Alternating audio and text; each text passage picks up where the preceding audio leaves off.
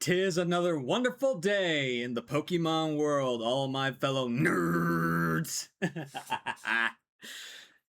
We got a podcast today, everybody, and I am so excited to have this guest in the hot seat. I've been wanting to interview him for a long time now, and I finally got him on. So, ladies and gentlemen, let's join the circus. I don't know what I'm saying. I'm just being a dumbass.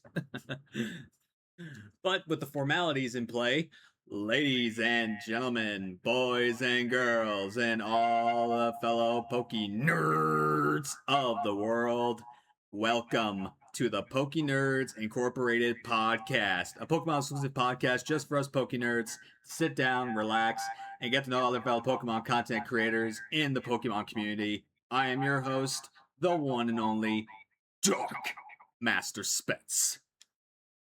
And you're probably wondering how Dark Master Spence came to be. How did it come to be? Well, we in the hot seat, we have the man responsible for branding me as Dark Master Spence. But he's not just a graphic artist, he's a shiny hunter, a variety gamer. He's what's the terminology I'm gonna look for? Oh yeah. Bright and shining star here in the Pokemon community. You know him, you love him. Let's welcome to the show the one and only Pinattsu! Yo, hello everyone. How's everyone doing? How are you doing, Spen? I'm doing just dandy. Jeez, I can't get the word out of my mouth. Doing just dandy, Pinattsu. And how are you doing today? Good. I actually am super excited to let people know more about me as a content creator and in the Pokemon community and stuff. So yeah, I'm excited for that. I'm excited for it too. So yeah, guys, we have Pinattsu here in the hot seat. As I said before, he's the man who branded me as Dark Master Spence. We'll talk more about that as the show progresses. But let's get the formalities out of the way. So the first thing we tend to do here is do a basic intro between both the creators of the show. Basically, just introduce yourself, explain the type of content you produce, and give us a little bit of a retrospective of your Twitch journey. Like, what got you into it? When did you start? And what's led you to the road you are on now? So, Pinattsu, you have the floor. Let us know about you. Yeah, so Pinattsu, Carl.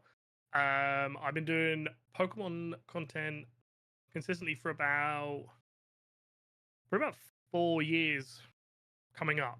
But I did start that journey around 2000 and I think it was 2006 or 7.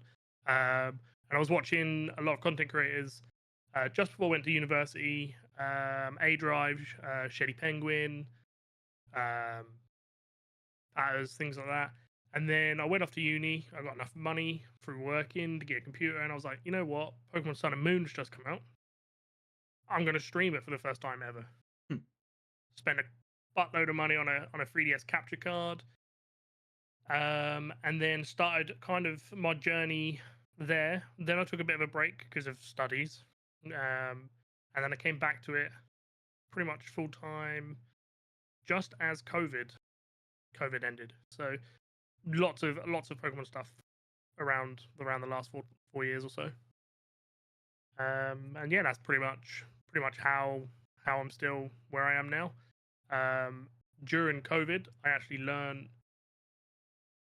how to do graphics for Pokemon events and things like that, because I noticed people would host events and there wasn't a lot of graphics. So then I used to just make some stuff on the fly, or if I was making a video or something like that, I'd then make some graphics because that was kind of expensive around that time. So I taught myself to do all that with the degree and stuff that I already acquired. So that was also a lot of fun, and from there I just continued to enjoy it.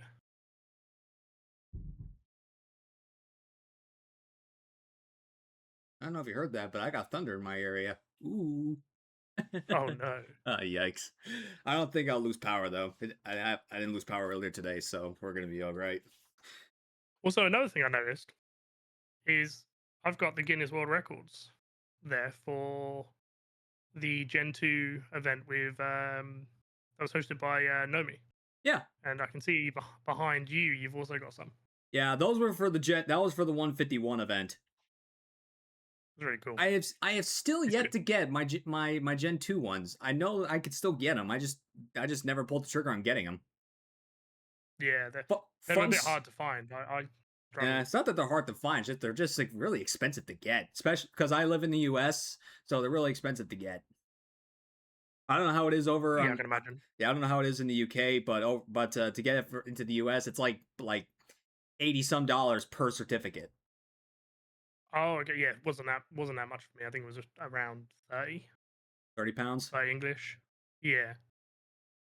So yeah, I got them too. And this is another thing that drove me to continue to keep making more content because I was just like, that is such a an achievement, I think, for all content creators to say like we got a record of an achievement of something we love doing. I know. Like during the 151 event, I was literally slated into it last minute, so I was like, okay, I'm good. Because I didn't have any time off, so I had to like only hunt for a few hours. So I was lucky enough to get the Dragonite for that event. Then I got the Tyranitar in Gen 2. That's really cool. The Tyranitar is sick. I barely I'd done 22 hours of stream.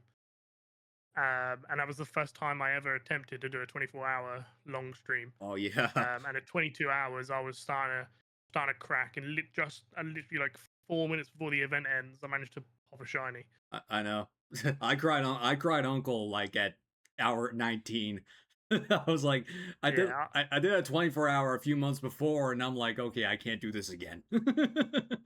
it's so crazy how much like 24 hours is can take it out of you doing this. But if you was just to stay awake for 24 hours because you're not streaming or doing anything, you could breeze by on that. And that was a real challenge for me. But once I got it, and it was such a nice feeling to be able to be like, you know what, I done something. I've put all the things that I learn and done and know to obtain something that I really appreciate. Yeah, that's awesome. But let's dive a little bit into the graphic artist portion, the graphic artist mind of view. So as I've stated earlier, this is the guy that branded me as Dark Master Spence. So without name dropping anybody, and if you don't want to, like, how many creators have you helped like brand themselves or like created assets for? Just a rough estimate. Um, Probably about I think it's about 6 or 7 for full rebrands. Hmm. About Damn. 6 or 7. Yeah. And that's from their whole profile, their aesthetic for their stream, layouts, their banners, all that stuff. So if we're talking about complete full rebrands, about 6 or 7. Not many at all. But overall, that's a lot of work. But for refreshing their brand, it's probably around the 20-25 mark. Dang, that's a lot of people. And it's just a hobby. I know, but it also shows how talented you are because a lot of people come to you. Yeah. You're one of the I think I'm just like trying to toot your own horn here, but you're one of the graphic artists for the Showdown series, aren't you? Yep. So so that came around. So a little bit backstory on that. So during before the first Full Odds Showdown, we had the Week of Legends event. Uh huh. And before the Week of Legends event that was going on, which isn't Showdown run, but it's run by a community of Pokemon streamers. Yeah. I had COVID for the second time, and I was really sick, and I was really bummed I couldn't stream because I was only awake for probably 2 or 3 hours a day because I was really ill. During them like 3 or 4 hours awake, I was just decided I'd start redrawing Pokemon logos or Pokemon badges or whatever because I couldn't really concentrate on anything.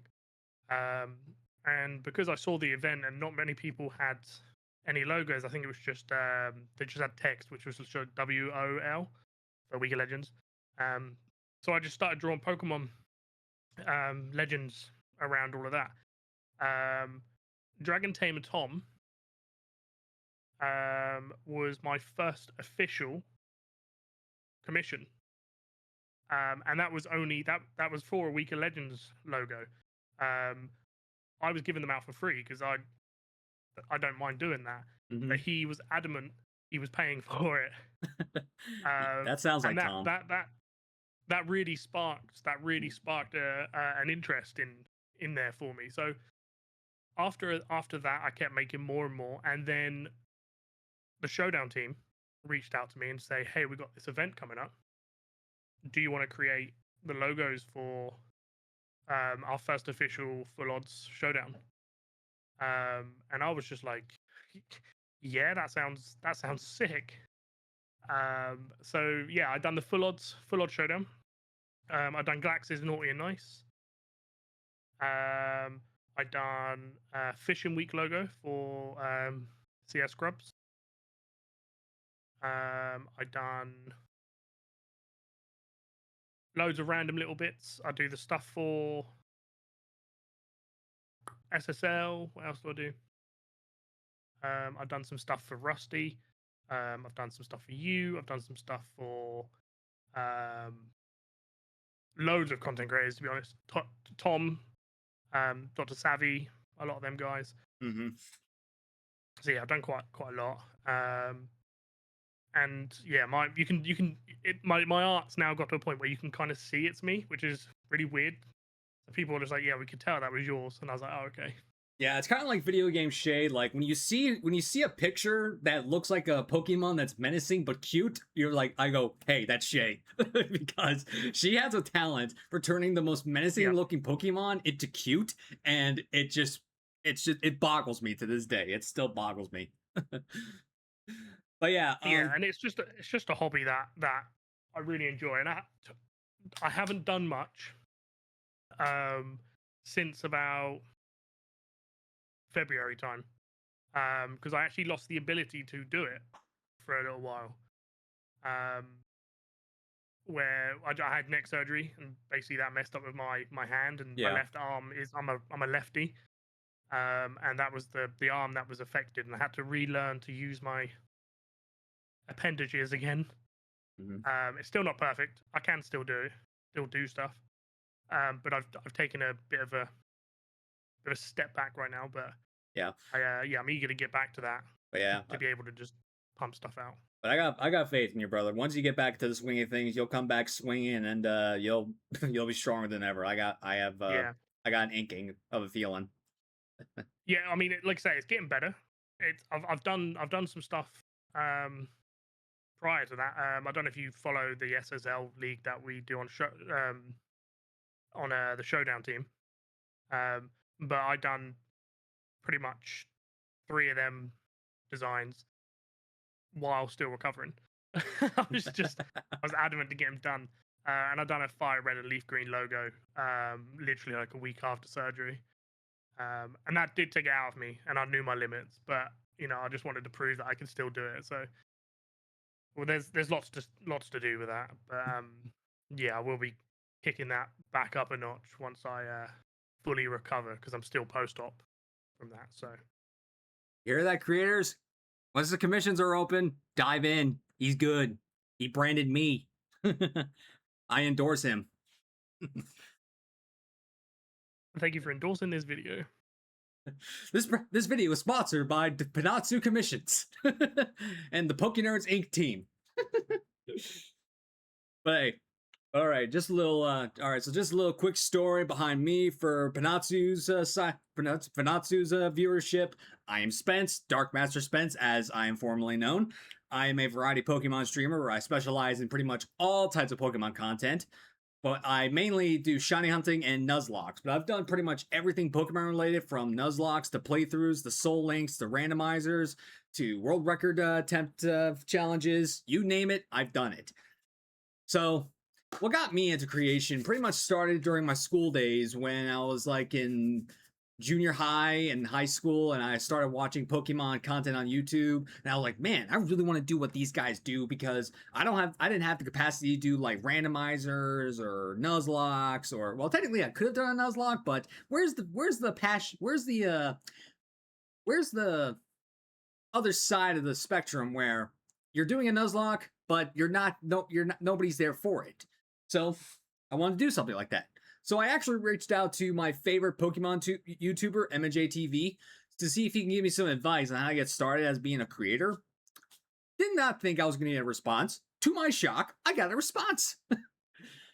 So yeah, he's that humble of a guy. But yeah, that was in 2019 when I emailed him, but I didn't start until 2020 because that's when COVID hit, and that's when the United States government gifted its residents a $1,200 stimulus. So I pretty much dumped all that into my startup PC, and God, I'll tell you one thing: I dumped good money into the PC, but the accessories I didn't do shit. I only had like one monitor, a crappy camera, no mic. It was just, oh God, it was horrible. When I look back on it, I'm like, God, what was I thinking?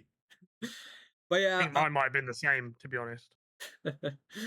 yeah, but I started streaming when the Isle of Armor DLC released, and I never looked back.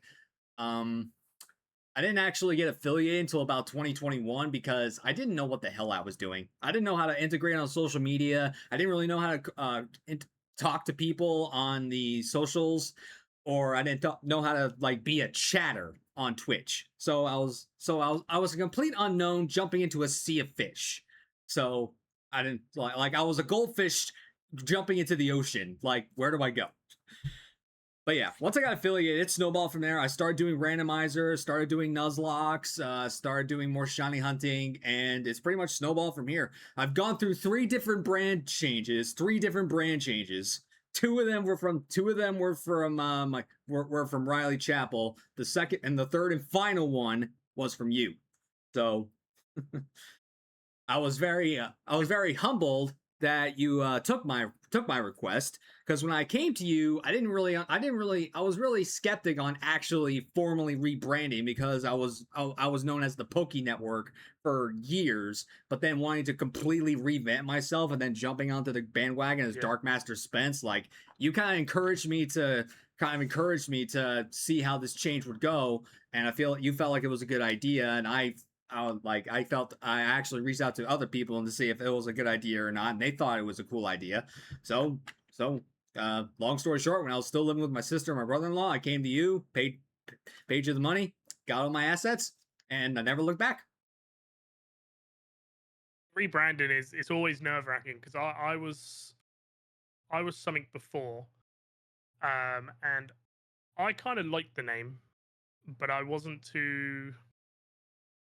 attached to it enough, so I didn't personally feel like it was me. Yeah, With this name, with the Pinattsu brand, let's call it, it's got two meanings in it. yeah. Um, That's actually the second topic and that's that we're gonna discuss. Why did you decide? Where did Pinattsu come from? Where did the name come from? And what were you before? so before. So a lot of my past streamers call me BP, but that just stands for Blowy Peanut, which was a Xbox 360 generated name that I just clicked because a lot of my friends used to call me Peanuts, and that's because my initials are a brand of peanut. So Ah, K and P. ah, Um, that's a brand of peanuts. So a lot of my friends used to just call me KP or Peanuts. Um, I originally wanted the name Peanuts, but obviously that gets taken very quick because it's really easy and it's either a joke or it's serious. yeah, So Xbox 360 was just like, yeah, have this one, and my mum at the time was the sole owner of the account on the Xbox, so she was like, yeah, that one's funny, and just clicked it, and it stuck for years. I had it for like 12, 13 years. And that's how I started. That's how I started out on Twitch. On some of my really old videos, like my first ever Mewtwo stream for Ultra Sun and Moon, I was Blowy Peanut there. Used to get the occasional jokers come in. You know, do you want to do this? Do you want to do that? You know, being really rude with the name, and I found it quite funny, but it wasn't the brand or wasn't the experience I wanted with that. So I took the plunge about, oh god, I think it was about 5 years ago now. hmm. 4 or 5 years ago. And that basically comes from, so Pinattsu is basically a translation to peanuts in Japanese, and it basically just means sun nut, which is Oh, a peanut. oh. But it has multiple meanings. Obviously, my friends used to call me Peanut, and that just made more sense for me, um, because that's where I wanted to be branded for my nickname. Let's. So So I watch a lot of anime, not just dub but sub as well. I've watched Spy X Family, yet and Anya's favorite food is peanuts. And when I watched it in the dub, I didn't understand. I didn't really catch the word Pinattsu in her wording phrase. Now I'm like, oh my god, how the hell did I miss that? Because yeah, I it's pronounced differently. like wait, what is the actual pronunciation of that word? No idea. I can't speak Japanese. Oh, Um, well, yeah, no idea. like I had But when it's formulated, I'm pretty sure it sounds slightly different when it's formulated in the yeah, sentence. like I had Low Neko on the show as the season opener, and I know a lot of people like to call her Low Nico, but I know Neko in Japanese is cat, which is where part of her name comes Mhm. from. So yeah, I was expecting some really wacky backstory, but now it's actually pretty simple. Oh hey, it's just peanut in Japanese. I'm like, okay, it Yeah, works. It I could. works. I tried every different way of spelling the word peanut, and pretty much 99% of them are um, taken. So I opted for something a little bit different. It's actually normally spelt with one T in some places, in different parts of Asia. I think in some places it's spelled with one T, in some places it's spelled with two. Um, on some accounts, I have it just one T because double T is always taken. Surprisingly, this name is taken on quite a lot of things. Hmm. Um, so yeah, it's taken a while to get it to where I'm happy with the branding. But yeah, it's just really simple. I just was like, well, my friends used to call me it. I'll change it, make it relevant. I love anime, Japanese stuff. I love Japanese food, and it just serves multiple meanings. Yeah, I feel you. Okay, so we got a question from chat. I have answered this question numerous times, so this is more of a question for you. If you could live in any of the towns in the Pokemon games, where would you like to live? Um, ooh,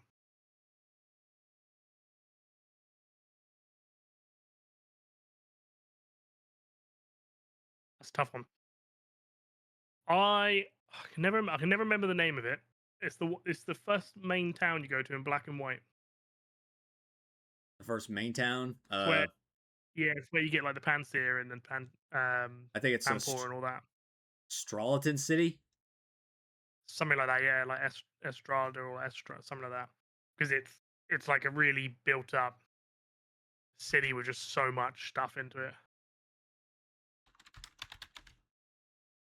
Have a look. I can never remember what it's called. Black and White.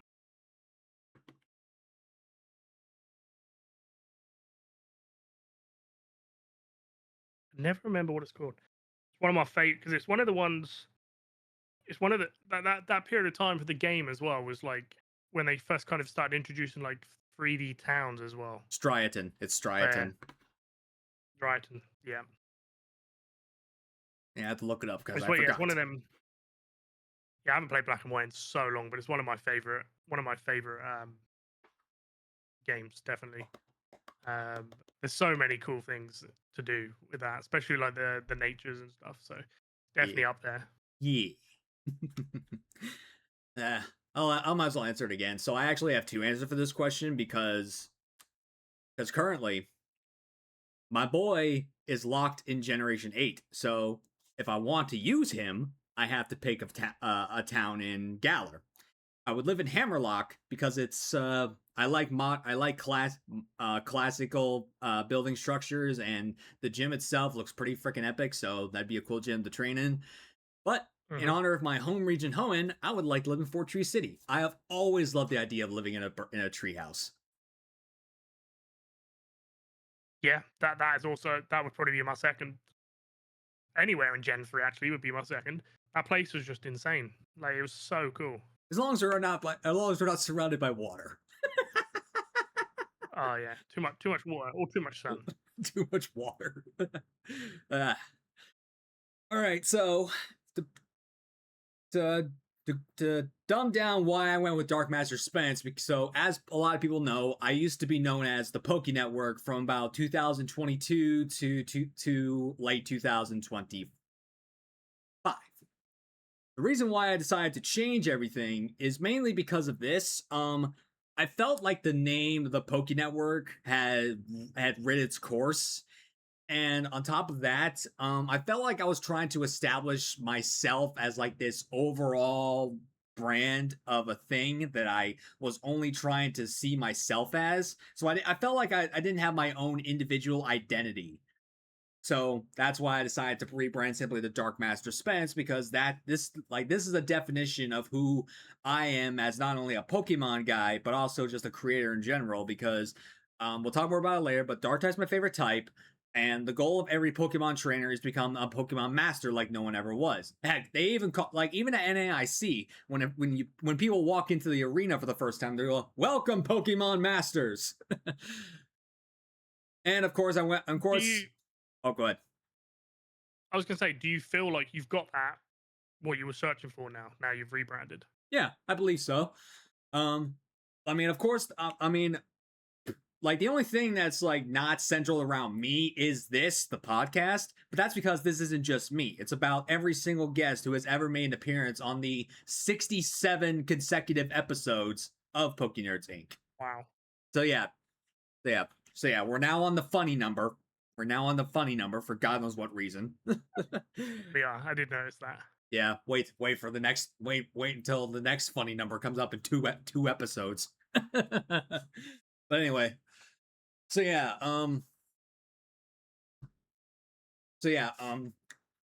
ever since I rebranded Dark Master Spence, I felt like I found my true self as a creator, where I'm not trying to represent numerous creators or trying to represent a wide spectrum of things. I'm trying to focus solely on me and my identity. And I feel like I have found that because I've always felt like I should change to something that centered solely around me as an individual identity, and Dark Master Spence is how I found it. So again, thank you, Pinattsu, for bringing my vision to light. You're very welcome. It was really fun doing, to be fair. Yeah, I really enjoyed it. Yeah, through our DMs, he kept saying how fun he was having because he never designed anything around Spikemuth or even the like dark type Pokemon theme. So I gave him a first for a project. So, and he did a magnificent job, guys. I keep telling you guys, if you got, well, that place is obviously the Gen 8 games are based in the UK, aren't they? So, that place is very similar to a part of London, where it's all like graffitied up and really, I think it's Camden. There's a place called Camden, where it's all like graffitied up and like they have like nightclubs under the train stations and stuff, and it's all graffitied and it looks incredible. And it's very much like that. And I kind of wanted to bring a bit of that to that, so it was really exciting to actually throw myself out of my comfort zone because I was really nervous about it. To be honest, I was like, "Oh, how do I make this look like a piece of brick on a bit of graffiti and make it pop?" And yeah, it's really fun. And my intentions was to make that feel like yours. Like I wanted it to be yours. yeah, and you did a damn good job. All right. Which is really fun. Okay, so let's steer away from the formalities and let's actually get into what makes you the Poke nerd that you are. Let's see. First off and foremost, what is your favorite Pokemon, Carl? Mewtwo. I could have guessed, but why is it Mewtwo? So I feel like with Mewtwo, it bridges the gap between being something as a tool and a partner, basically. In the original movie, where Mewtwo is just like he redeems himself and realizes that what he is doing is completely wrong and that they should be all equally valued. And that has always been a message that I remembered from growing up till now, is that just like everyone is valued, everyone needs to be valued, I, and that's s- always my favorite. I see now that the circumstances of one's birth are irrelevant. It is what you do with the gift of life that determines who you are. Exactly. Yeah. I feel like that quote is so ominous. I need to get that tattooed on my back. But to be fair, to be perfectly frank, I don't get a tattoo unless I know I can see it. If I get a tattoo on my back, there's no conceivable way I'm going to see it unless I actually look in a mirror. So Until you get jacked up and you have to take your shirt off. yeah, but some of a good chunk of my tattoos are visible once I'm wearing a short sleeve and shirts, short sleeve shirt and pants. I mean shorts. So, but yeah. But speaking of tattoos, my favorite Pokemon is tattooed on my skin. You know it, my good boy Obstagoon. So cool. Yeah. I don't know how long did that take? Out of curiosity. Jeez, I lost track. I did this in about 4 sessions. Let's see. First session, line works. I'd say 15 hours max. Not bad. That's Yeah. quite good. I've got a full sleeve. I've got a sleeve that's like half finished. Yeah. Yeah. This is also a cover up, so they had to do a bunch of layers too. Well, my next tattoo is not going to be a cover up. It's actually going to be like Darkrai, covered up my bicep area. So You go in full dark, yeah. full dark type. Well, just my top three as a half sleeve. So Obstagoon, Darkrai, Greninja. I wanted to get the whole line tattooed across my arm because that's just how it goes with that guy. But anyway, Yeah. so anyway, Obstagoon, pinnacle. In my opinion, the pinnacle of what a badass dark type Pokemon should look like. I would love to see good. an evolution on Gen 3 of that. So keep the same type in, the normal type in, and make like they did with like Meowth, where they bring a dopier looking one. So like they did with Ultra Sun and Moon, where they had like the really stoned looking Meowth, and it was actually really cool. I would like to see a Gen 3 Obstagoon with it kind of looking a bit like, instead of like gnarly faced and like ready to go, and just have more of a dopey looking one. All I know about that is if they actually come out with an evolution for Hoenn well, let's just put it this way. If they integrate the Zigzagoon line into Gen 10, that means my boy's coming back. And you better be damn sure that if once it's home connectivity, I'm going to be using an Obstagoon in a new playthrough of Winds and Waves. My boy, my boy. But yeah, Obstagoon only run. I've done so many. I've done like 10 different runs in Sword and Shield, so that was a possibility.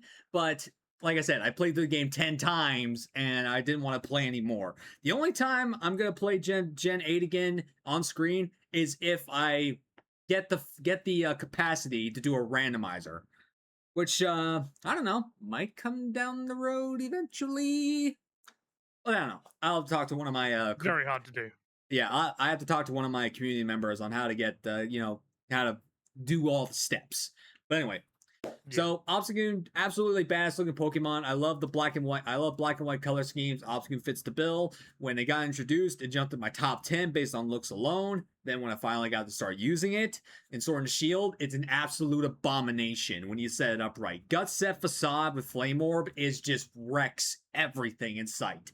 If it's not like there's a few types that resist normal, but any types that don't resist normal, everything gets obliterated, man. It's so powerful. Then when I started doing Twitch streaming, I was like, okay, so I want to have a Pokemon mascot, because most people can identify a Pokemon to a person, Like, say for A Drive, you think of him, you think of Motham. When you think of Shady Penguin, Mhm. you think of Delibird. When you think of Patters, you think of Rowlet and Darkrai. So Darkrai was off the table for me because that was my favorite Pokemon at the time. So Obstagoon was my favorite. Obstagoon jumped to be my favorites because it became my mascot because no one else is using Obstagoon. Now when people see Obstagoons, they think of me. So I'm like, yay, I'm the Obstagoon guy, and that's what I want to be. It's I always struggled with that picking a mascot, so I kind of didn't. Um, I I tried to start out with Eevee, and everyone has Eevee. So then I was just like, well, let's do evolutions, and then Vaporeon was the first choice, and that was because on my original cartridge of Pokemon Blue, that was the first time I ever had a Vaporeon. So I mean, I've still got my original cartridge with that save on it, and we're talking 27 years. So, so my first my first evolution was Vaporeon. So I was just like, well, let's just use that first. And then that weird what do you call it Yeah, came out, that weird fan thing. So now I don't do much with that. I think my emotes are all still Vaporeons, but they're all done by uh, Brigitte, who's a really good artist. Does quite a few people's stuff in the community, like Dorcas Dragon and stuff like that. So I got some stuff from her with the Vaporeons, and I think I just decided not to really create anything with a mascot because I just found it really hard to determine. Like I could never, like my name wouldn't make sense with a Mewtwo, so I just didn't bother doing it with a Mewtwo. I didn't want a name to be like Pokemon associated. So I didn't want to have a name in there related to the game I was playing. So I just chose it not to have a mascot and do more about like what I enjoy when I do banners and stuff. So it's like I'd have a lot of retro game stuff in that. So mm. Maybe in Gen 10 they'll create a peanut plant Pokemon. You'll finally get to get a mascot. oh, Like hopefully, they've just made they made freaking Pokemon based off literal garbage. So I think a peanut plant is well overdue. I mean, they made a Pepper, that awful Pokemon. I can't remember what it's called. Scoville. Scoliville. Awful, awful Pokemon. But I would have it if my name was close to it. I'd be like, nah, mascot. But yeah, no, I chose not to have a mascot. I think it was easier that way. Because I did start out with variety stream in my early days, so that was kind of easier to do. And I kind of like what I like. You know, I like JRPGs and Pokemon and anime based stuff and it, retro games, Tales of Arise, Fire Emblem, all that stuff. So it was easier just to kind of keep my name as kind of my brand mascot, if that makes sense. Yeah, yeah, totally. So yeah, that's kind of where I went with mine. Yeah, absolutely. But all right, what about your favorite shiny Pokemon? Tuffy.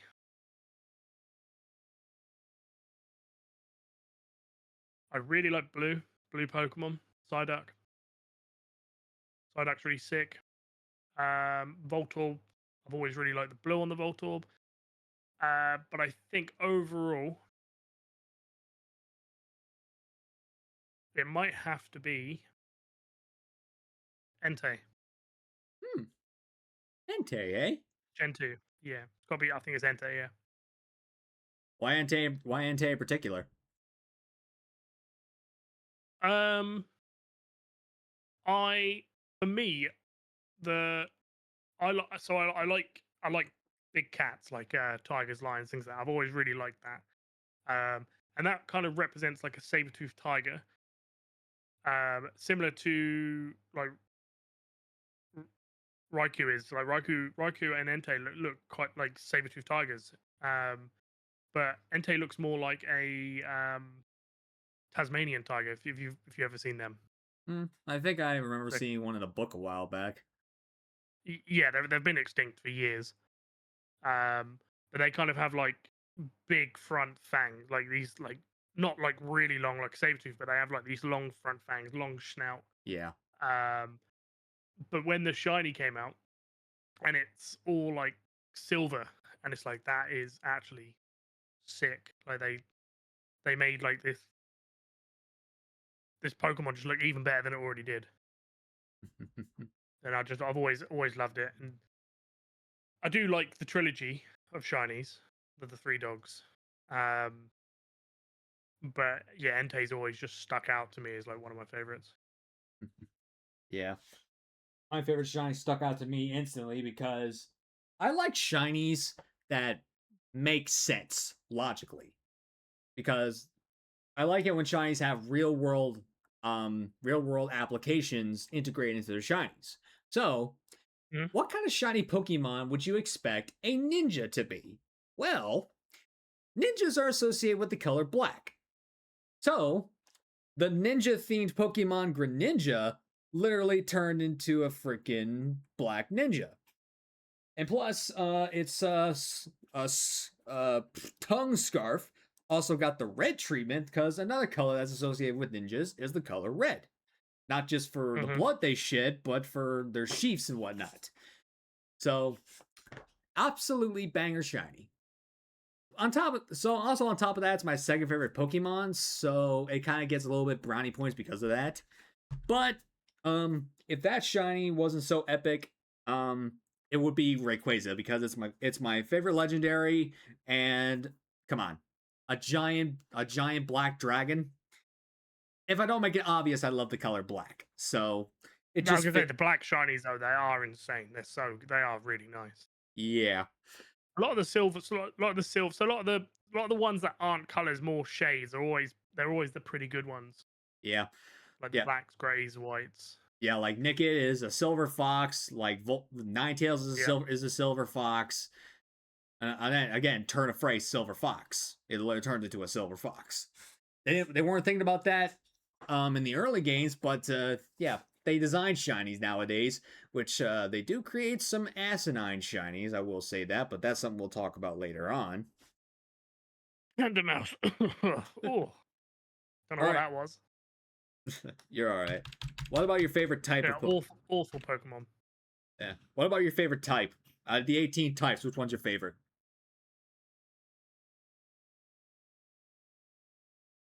So I really liked Fairy when it was first introduced. I was like, actually, that's an amazing type in. Very strong. Doesn't really bow down to too much. Um, but I do think it's gonna be um electric. Ooh, another electric fan! Yay! Yeah, big fan. That's actually my second favorite type. I normally have electric and water. That's normally where I go to.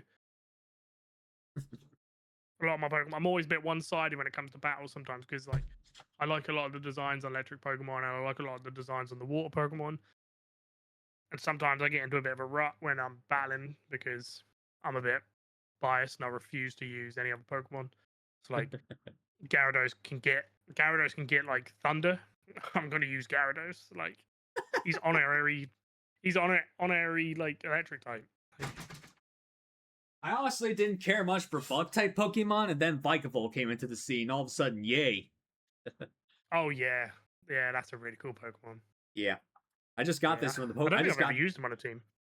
I used the shiny one on my team during a electric only Nuzlocke of Shield, and to to this day, that is the biggest regret I have. Like, let me just dumb down the story. It's a glass cannon. Well, not exactly glass cannon, but let me just dumb down the story. So, I started playing this. I started playing the Nuzlocke. I caught my Grubbin already. I go into the wild area. There's a den with a Grubbin in it. I skip it. I go back to get the items from the den by beating the Pokemon. That stupid Grubbin was shiny. it, if I No. had just did that den on screen, I could have probably gotten one of the most wild, crazy, out of this world reactions I have ever seen. But like, I lost it when I did that den, like, oh, you should, Crazy. It's just crazy. yeah, you should have seen the look on my face. Isn't the shiny changes like multiple colors, doesn't it? I Yeah, think it the turns silver. first shiny. Yeah, go. I think the second form's red, isn't it? Yeah, Can't remember what the first one is. but yeah, It's not much. It's not much different, but yeah, yeah, it's a really cool shiny. yeah, it's in my top. Yeah, Volt's in my top 10. The Pokemon itself is a bit of a glass cannon. It can deal some really good damage, and then out of nowhere you can just be wiped off the face of the earth. It's a good on Trick Room teams, I will say that. If you guys set up a Trick Yeah, Room, it could. I've not used it for that. Uh, they're powerful. But my top 5 favorite Pokemon are all dark types, so I'm a little biased to say my favorite type is dark. But come on, it's in my namesake, for God's sakes. I've always wound up using a dark type on my team pretty much since Generation 5, so dark types have always been kind of like a kinship for me. Plus, because they're classified as the evil type in Japan, but they're not evil. There are dark types that are not evil. There are some that are, but they're not all evil. So I kind of feel at home with them because I've had a pretty traumatic past. I won't go into detail about it here, but yeah, been through some really rough times, and I've had a lot of dark moments. So I guess dark types just kind of speak out to me, you know. In Gen 2, I think they only had like 5 dark types, I believe. Mm-hmm. When they were first introduced, I think they only had like 5, and it was nuts. It was just like, well, this is a cool new typing. It's 6 if you include Houndour. Well, it's Houndour, Houndoom, Umbreon, Murkrow, Tyranitar, and Sneasel. No, wait, did I say Sneasel twice? No, I didn't say Sneasel. So yeah, No, 6. I'm an Umbreon. As I said, Houndoom, Houndour, Houndoom, Umbreon, Sneasel, Murkrow, and Tyranitar. Yeah, yeah. I mean, I missed Umbreon, but yeah, that makes sense. So yeah, it depends on your if what you want to class. But I think yeah, I think in terms of dark type, they're the staple, aren't they? They're like I'll always have at least one of them on my team. Yeah. Normally the Houndour. Yeah, I can't wait to see what new dark types come in Gen 10. I hope one of them's good because I want to have a good dark type on the team. But yeah, that's typically my go ahead. Not knowing what's coming is always the exciting bit, isn't it? Exactly. All right, so between this question is a twofer. So I want to know what your favorite main series Pokemon game is, and I want to know what your favorite spin-off Pokemon game is. So main series spin-off, which one's your favorite? So main series is Gen 3. Which Gen 3? The OG or remake? OG, Ruby Sapphire. Nice. Awesome. That's where I was got a my bit torn start. between that and Gen 2 Crystal and that, but I think overall the first Game Boy Advance Pokemon game was one that I would stay up really late with my brothers. I'm one of 4, and we'd sit under the covers so we wouldn't get told off playing the Game Boy really late, and then we'd hide it when my parents would come in to check if we were in bed. And there was nights where I used to just sit there with the official manual that they brought out back then. It used to have a little Pokedex tick box in it, so we're ticking off all the Pokemon in the Pokedex for that. So that's got a lot of memories for that particular game.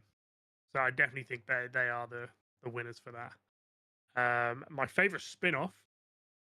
I'm not a fan of Mystery Dungeon. I don't like that type of genre of game.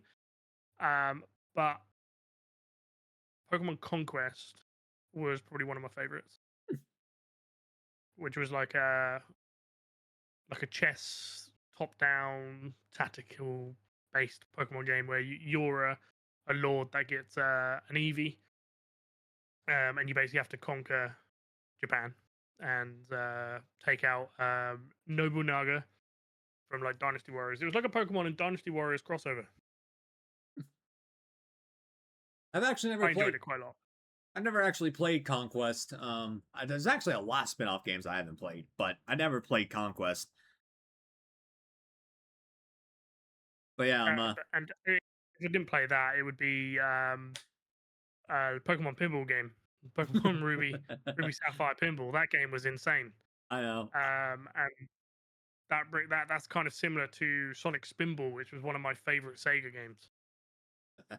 I actually played Pokemon. I've played both versions of Pokemon Pinball at NAIC for the last couple of years. It's pretty fun if you actually learn how to use the damn controls right. I couldn't figure out what like button you have to use for the left side uh thing for my life depended on it. They had to just show me what button I had to push. It's really good. And I think the other spin-off game I've played is Trading Card, the original Trading Card game, the Game Boy Color one. Yeah. But I think Conquest. I think it's going to be Conquest, and then it would be the pinball, and then trading card game. And that was my first introduction to trading cards as well. So that's kind of got its own meaning to me when I played that. I mean, I played that trading card game when it first came out, back when the Game Boy Color first came out. So showing my age a little bit, but that's awesome. Yeah, I've still got that as well, that original card somewhere. Yay! I wish I kept some of my old stuff, but they always wound up getting lost or misplaced during moves. Yeah, it's around here somewhere, but obviously I moved, so no idea where it is right now. Well, my favorite main series Pokemon game is, what do you know? Here he is, Black and White. Well, actually, more specific, Black 2 and White 2. They, in my opinion, are the pinnacle of storytelling for all of main series Pokemon games. They have the best written story of anyone's I've ever played, because the games aren't an enhanced version. They are a literal sequel to the Black and White games, which again, that game had an amazing story. Amazing story. But Black and White 2 just pumps it up another level. Especially because of Hugh. Hugh is my favorite rival of all time, because he's not in the game for fame and glory. He's in it for revenge. And I love a good revenge plot. So on top of that, I've always loved the idea of the first time we get Pokemon fusion with Black Kyurem and White Kyurem. It was just so cool. Seeing that cutscene for the first time, you're like, holy shit, is this actually happening? And then you see it. Nuts, yeah. Then you actually fight Black Kyurem. Then you get to own Black Kyurem or White Kyurem, and it's just so cool. I got no complaints about the games. They're perfect in my opinion. Plus, I gotta give credit to my good. I haven't played it for a very long. What? I haven't played it for a very long time, so my memory on Black and White 2 is very hazy. But the first one is just so much. I had so much fun with the first one. I think I was in college when that came out. Yeah, I was in I think I was in middle school. I don't remember what year of high school I was, but yeah, it was a lot of fun. 2011 it came out. I think that was 2011. Yeah, you're right, 2011. So yeah, I was. So I was in college. 6. So yeah, I was in middle school. Crazy. Time's gone so quick if you think about it in that sense, right? Yeah, way too quick. You're reminiscing about a game that doesn't really feel that old, but actually it's 15 years old. Yeah, 15 years ago. Yeah. We old. Yeah, sad times. Well, no, good. No, not sad times. Good times. Yeah, because you made it this far. Yeah, exactly. In England in the 1800s, we'd be lucky to live to 32. So big W there.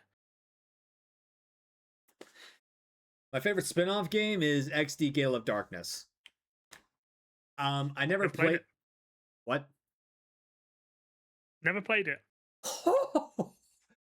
You don't know what you're missing, dude. I mean, I played Colosseum and I loved every minute of it, and I could never get hold of XD, and I've just never just picked it up. I mean, XD is yet another sequel game. Like they make sequel games right. I mean, I didn't actually play the OG Coliseum, but then I played XD, and it's just such a fun game. You have to adapt a double battling system. You get to use any evolution you want. I forgot that mirror B or minor B was a thing. So I lost it when I saw him again. I saw him again, and I just saw that poofy afro just doing that stupid dance, and I'm like, A little oh god. bounce on it, yeah. Yeah. Then on top of that, the animations of some Pokemon are absolutely horrendous. Some are absolutely goated, and some are downright funny as hell. Because when you see Electrode faint, it literally has eyeballs popping out of those two little dots that are supposed to be its eyes, which you know aren't Hmm. actually giant eyeballs. So, Yeah, there's a lot of quirkiness stuff like that in Colosseum, but I've never played XD. I've always wanted to. I just never did. I just got a bit busy with just life and college and uni and things like that, and yeah, and streaming. It's just never been on my radar to pick that up. Maybe I will. Maybe I will. I've got some projects on at the moment, so that'll be interesting to see if I can incorporate that with it. I And then I can recommend come it. back to you and be like, dude, that game was insane. I know. I recommend it. Okay, so let's jump from one bandwagon to the next. You told me what you like about Pokemon. Let's see what you hate about it. So, what is your least favorite Pokemon and why? Oh, um, oh, there's so many. so many that you hate, or just so many you can't choose? Yeah, so many I hate. Okay, Um, okay, try to dumb it down to three. Tandem. I can imagine why. That's the number one spot. Um,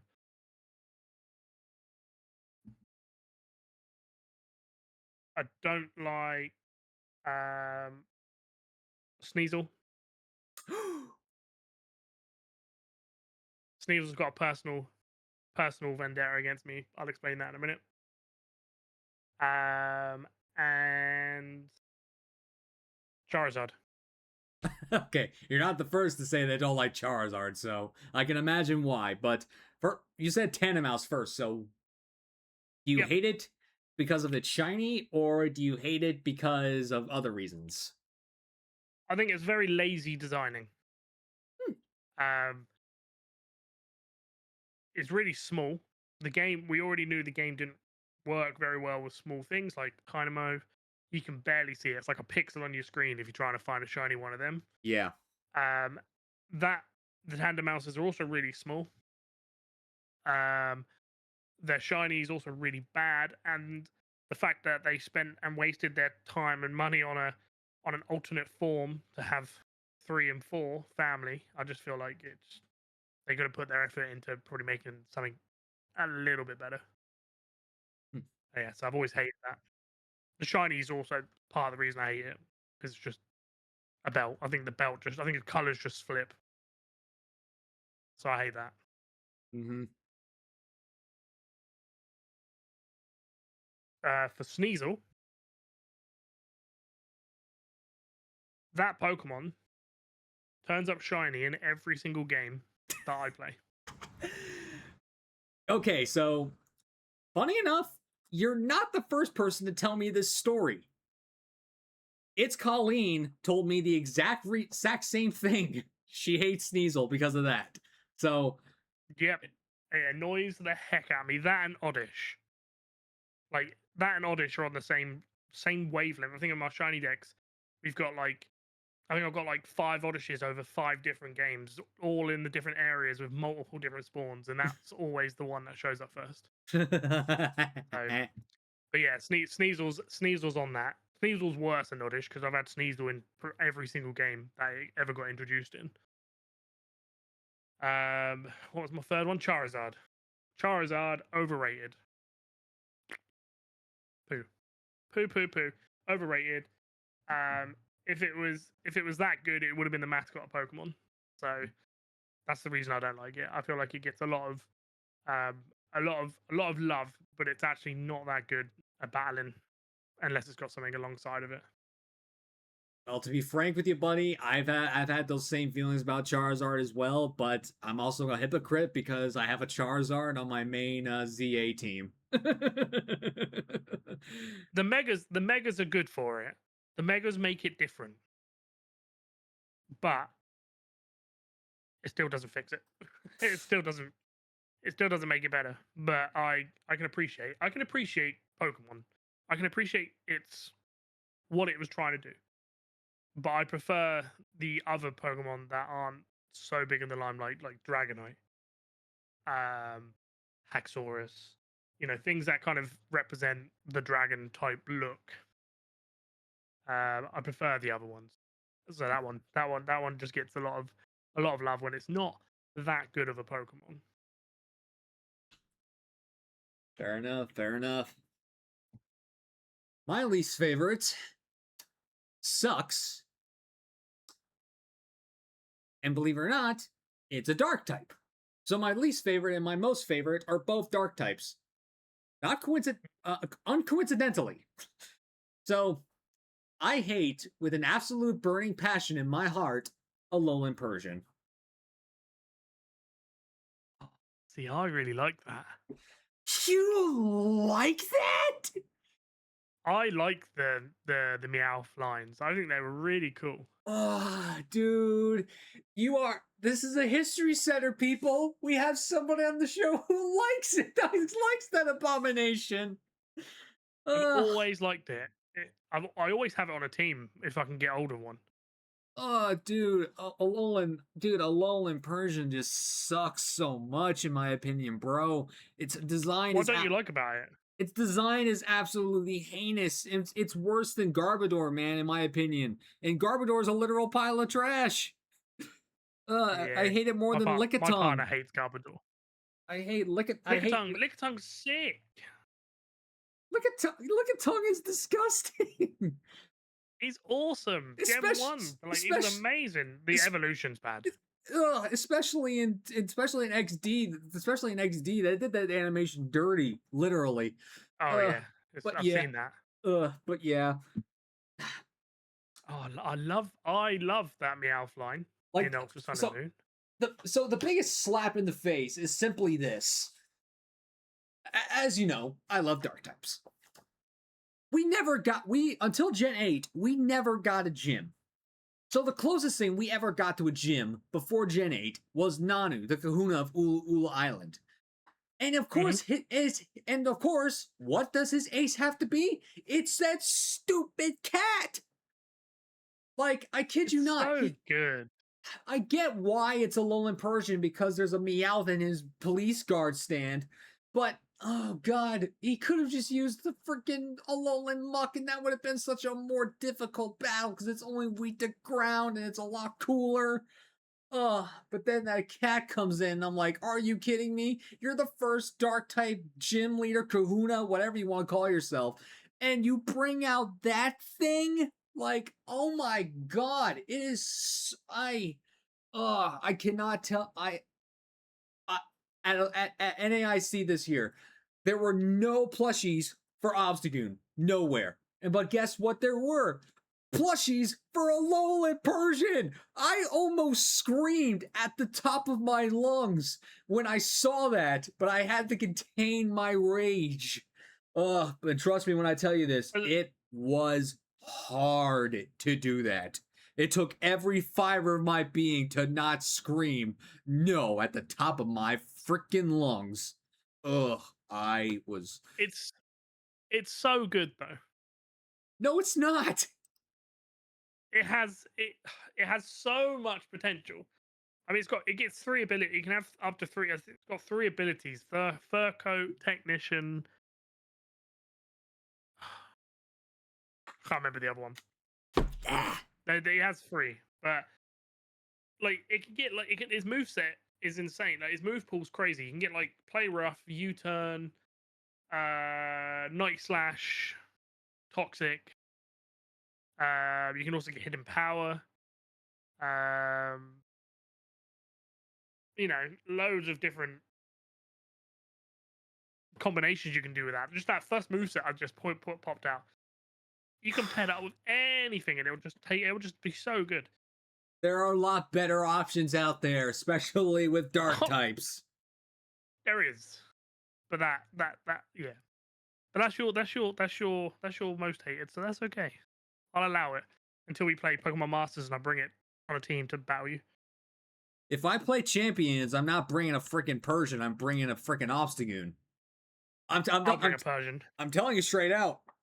If Obstagoon gets integrated into champions, I'm gonna download it and play it. I haven't played it yet either. All I've right, been so toying with the competitive idea, but we yeah, digress. We'll talk about that later. yeah. What about your least favorite shiny Pokemon? Is it Tanamis because of or is it Sneasel? No, see, I like the pink.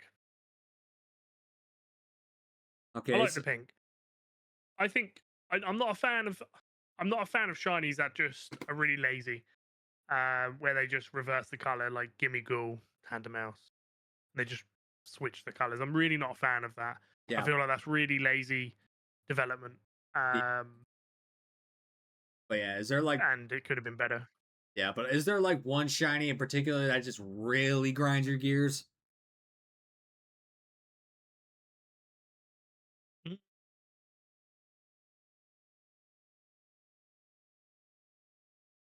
a toughie. I mean, I can tell you mine.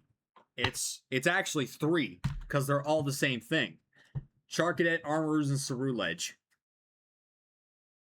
I think I agree with you. I think they might be my.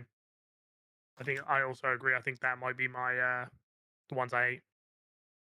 Like, Just the change of the eye color. yeah, like those were the single most, like, in my opinion, those two Pokemon, Armoroo's and Ceruledge, they were the most anticipated Pokemon in all of Scarlet and Violet, even higher than Koraidon and Miraidon. So the fact that their shinies are the single worst heinous thing that ever, like, someone designed their shinies. They don't PK hex or use AI to generate new shiny Pokemon. So somebody designed that shiny.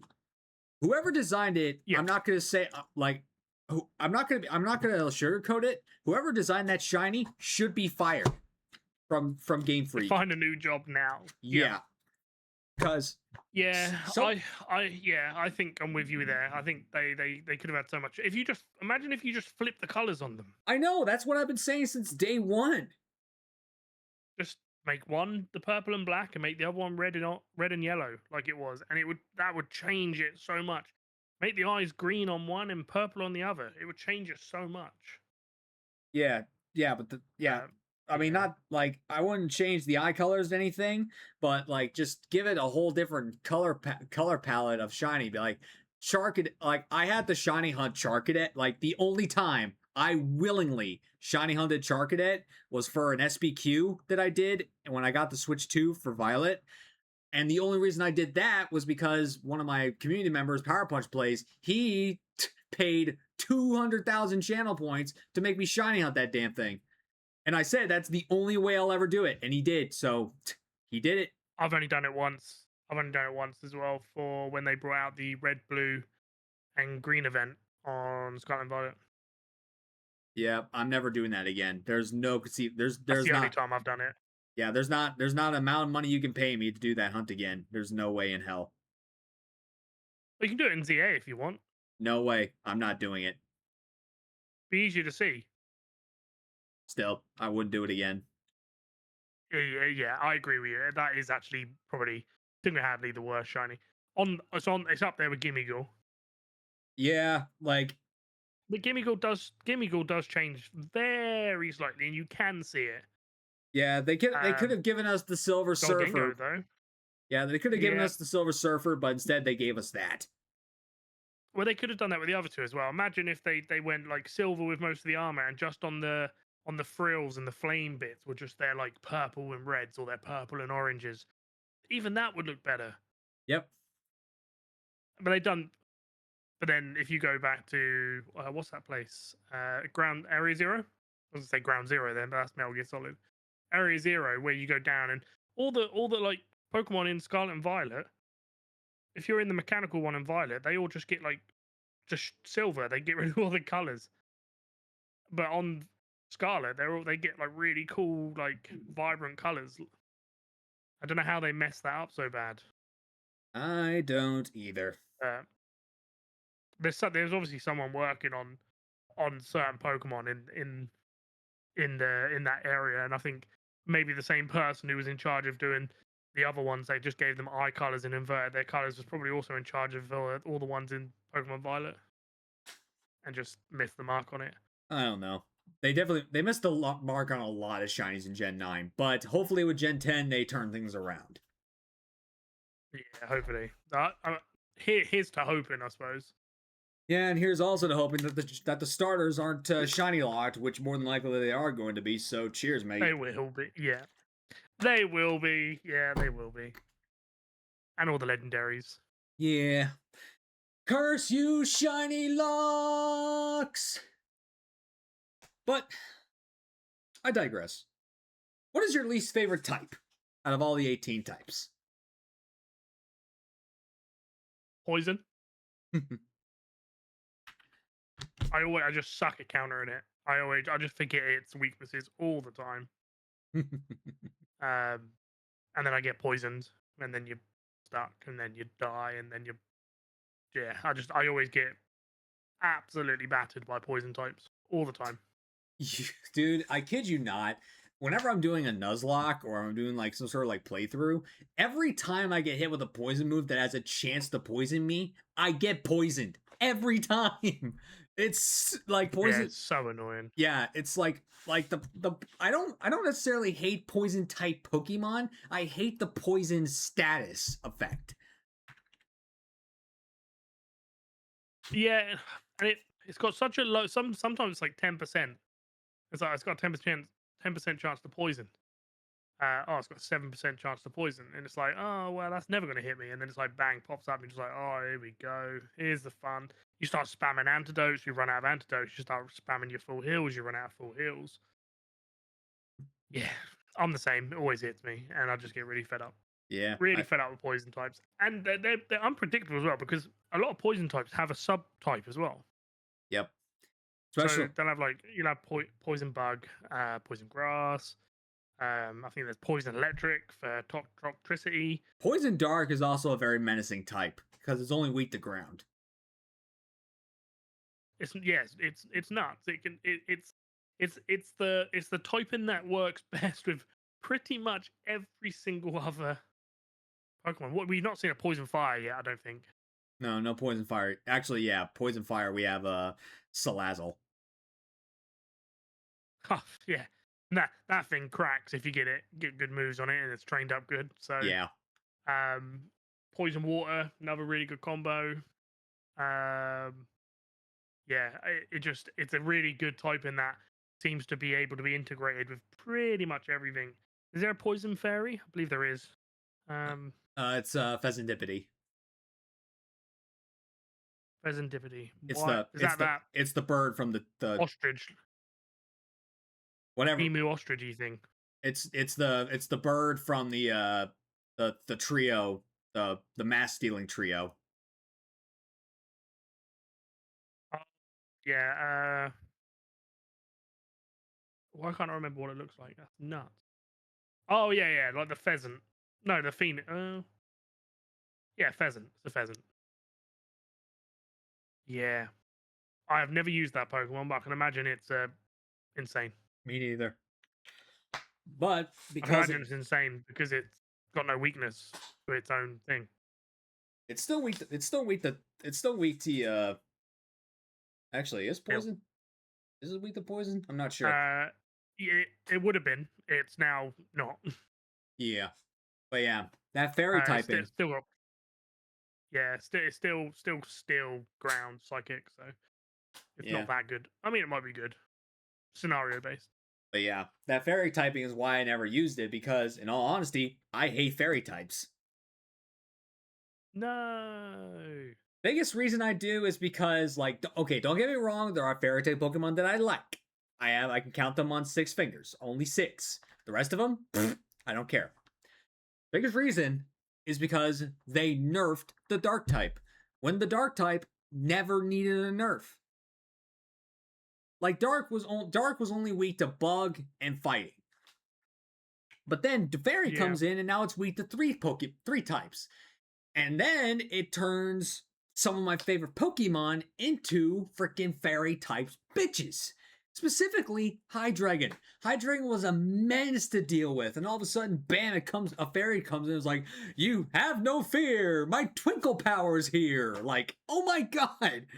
I just, I hate the. Yeah, I love fairy type. I think it's really good. However, what I don't like too much is that they took a lot of the base normal types and added the fairy to them. So things like Jigglypuff makes sense.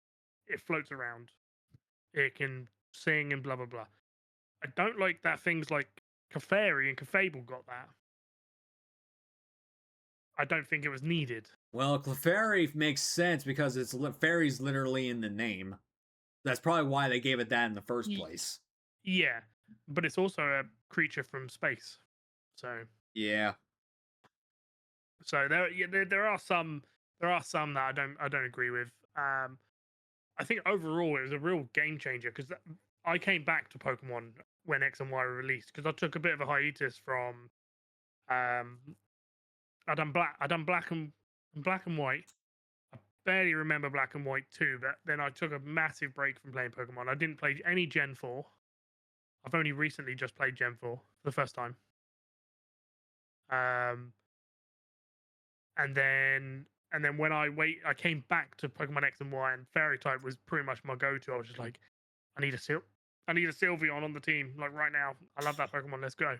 And then I was just like, I need that Fairy type on my team. Let's go. And then I started competitive with Fairy main team. So yeah, I've always liked Fairy type, but I understand for your point of view, it basically nullifies a lot of your favorite Pokemon straight away. Like Dazzling Gleam can take out anything that doesn't have a good special defense. Yeah, I also dislike how much love it got in the generation it got introduced in. So we all know when Steel and Dark got introduced Gen 2, there was barely an overhaul of stuff that changed. Only one Pokemon changed type. It got a gym. Well, only one Pokemon gained Steel typing. That wasn't a Steel type before. It got a gym. The Dark type got introduced. It got some new Dark types. Not all Pokemon getting Dark typing. It got the Pseudo and an Elite Four member. Fairy, let's see. What did Fairy get? An abundance of old Pokemon becoming Fairy types. New Pokemon getting the Fairy typing. A box art legendary of a game. A gym. And the ace of the champion is a Fairy type. So much overhaul. It's like they're like stuffing down our throats, and I hated that so much. I still hate it. Yeah, because it was like their first new typing in like 20 years, wasn't it? Basically. So they were just like, here, let's throw everything we got at it. And I get it. I do get it.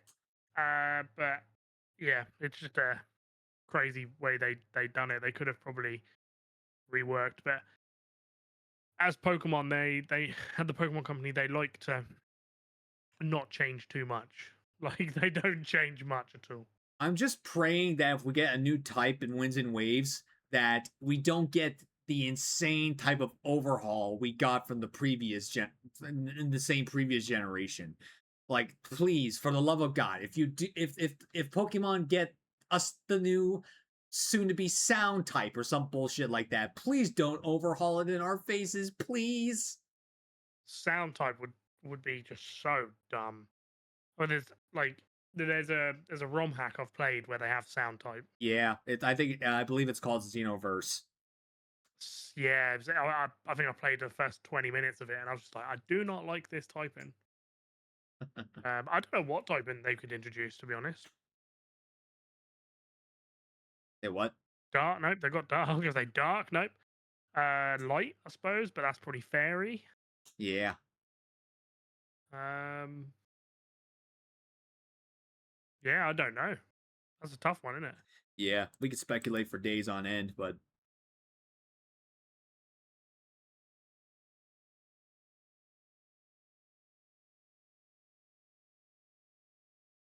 all right. But anyway, so overall, between the main series and spin-off games combined, overall, what is your least favorite Pokemon game ever?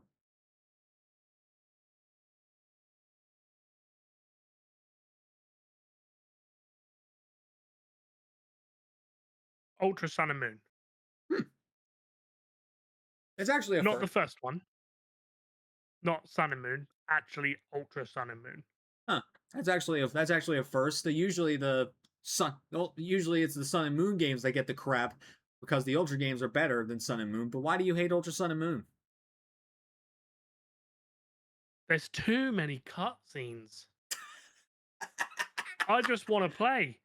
And then I'm stopped every five steps. A new person comes up, they show me something, then the bloody recon squad turn up and have a really pointless, no meaningful conversation with you, and you just want to play, and you take 5 steps, and then the detective turns up and says the Ultra Beasts have escaped, and then you take another 5 steps. Now you got to fight your your your partner or friend, and it's just it's so annoying. Um, yeah, I just can't. I just cannot bring myself to play through it again. I've got to do 2 playthroughs so I can shiny hunt for Poipo. I've probably made it to the first totem on them 2 games, and it's like 3 hours worth of gameplay just to get to the first totem, and about 90% of that was just cutscenes, I feel you. and I just hate it. Son of the original Sun and Moon wasn't so cutscene heavy. It was still there. It was still a lot. I mean, the soft resets for your starter is like 3.5 minutes, but it's not as bad. They just took it up a notch on that, and I get why they did it, because the story is so much better in them game. It really is better, but I just can't get past the fact of how much cutscenes was put into a handheld game, and that just drives me nuts. Yeah, I think you can make a movie out of just the cutscenes alone. Yeah, and they do it in a Fire Emblem game as well. They do it in a Fire Emblem Awakening, which was their first 3D Fire Emblem game since the GameCube. So they do it a lot in that, but that game makes sense to do it in, because it's a story about becoming the leader of the world. In that, you're just there just seems to be a person to talk to in every new place you go to in that game, and it's just like, I just want to play. I just want to get through the battles. There's a cutscene every time you go into a totem. There's a cutscene every time you fight the I don't know, gym leader, I suppose that's what you can probably call him, but the island champion. There's a cutscene every time you fight your rival. There's a cutscene every time you see the professor, and it just drives me absolutely nuts. I think there's a cutscene for every person, every NPC in that game. I'm sure of it. Well, important NPCs. They're all Which they important in that game. uh, yeah, this is where you're gonna hate me because I actually hate X and Y. Oh, Not yeah. See, I really like that. so yeah, not because of the fairy type. It's nothing actually, it's semi to do with the fairy type, but I just feel like the games were, in a sense, incomplete. Unfinished. Yep, I agree with you. Yeah. Yeah, So I agree with you there, 100%. yeah, like I get that this was the first 3D Pokemon game, so they really didn't focus much on like the after gameplay of sorts. But the story is is what it is. The story is what it is. What it is. It's not the greatest story. It's not the worst story. It's kind of like, in my opinion, it's like a middle ground. But It's there's very just not linear. You just there's go there. here. Yeah, there's just not much to the game after you complete the main story. There's basically nothing, which I don't like because the post game is a main component of the main game, of the whole game in general. There's no post game. What are you supposed to do? I also get that Mega Evolution was supposed to make the game better, but here's the problem: no one was using it. Only you and like 3 NPCs. Like, why integrate a new mechanic into the Pokemon battling that doesn't get used? ZA fixed that. ZA fixed that issue I had with X and Y because everybody was using Mega Evolution, but now in the X and Y, there was no one using Mega Evolution. There were areas we couldn't even visit. Ugh. And then, like, I think freaking. if I remember, X and Y's Mega, I think it was just the gyms, the league, and your companions. I think, Nah, and Cynthia. the Was it only. Cynthia? No, Skate Girl. I can't remember her name. Karina is the first time you face a Mega Evolution. Then, the second time you face it is against Lysandre, or Lysander, however you want to pronounce his name. And then, it's Diantha. 3 times. 3 times. I thought that. Actually, no, 4 times. Too many randomizers. If you go into the post game, you face your rival who has a Mega Absol, but 4 times you're fighting against a Mega Evolved Pokemon. Oh, that just I don't remember it like that. That's nuts. That's crazy. Yeah. So yeah, just that's insane. Yeah. So yeah, just make the mechanic usable. In Gen 7, all the main guys were using Z moves. In Galar, everybody was using Dynamax or Gigantamax. No one was using Mega Evolution. Like, that's the biggest grief I had with it. But like I said, ZA fixed that. ZA's main story fixed that. The DLC was. And the DLC was meh. But the thing is, what you're saying about X and Y is completely valid as well, because like it did somewhat feel completely unfinished. There's just a void, isn't there? As soon as you complete the league, it's just kind of like, I'll go and catch Zygarde then, and then that's it. Then I'll go catch I'll catch one of the legendary birds, and then I'll go to the town via train to the Battle Mason. And I never played the Battle Mason. I never did. I think I've done it once, barely once. I think I've done like 2 or 3 battles, and that was it. But the thing that bugs me about that a little bit is that they had capabilities of releasing DLC.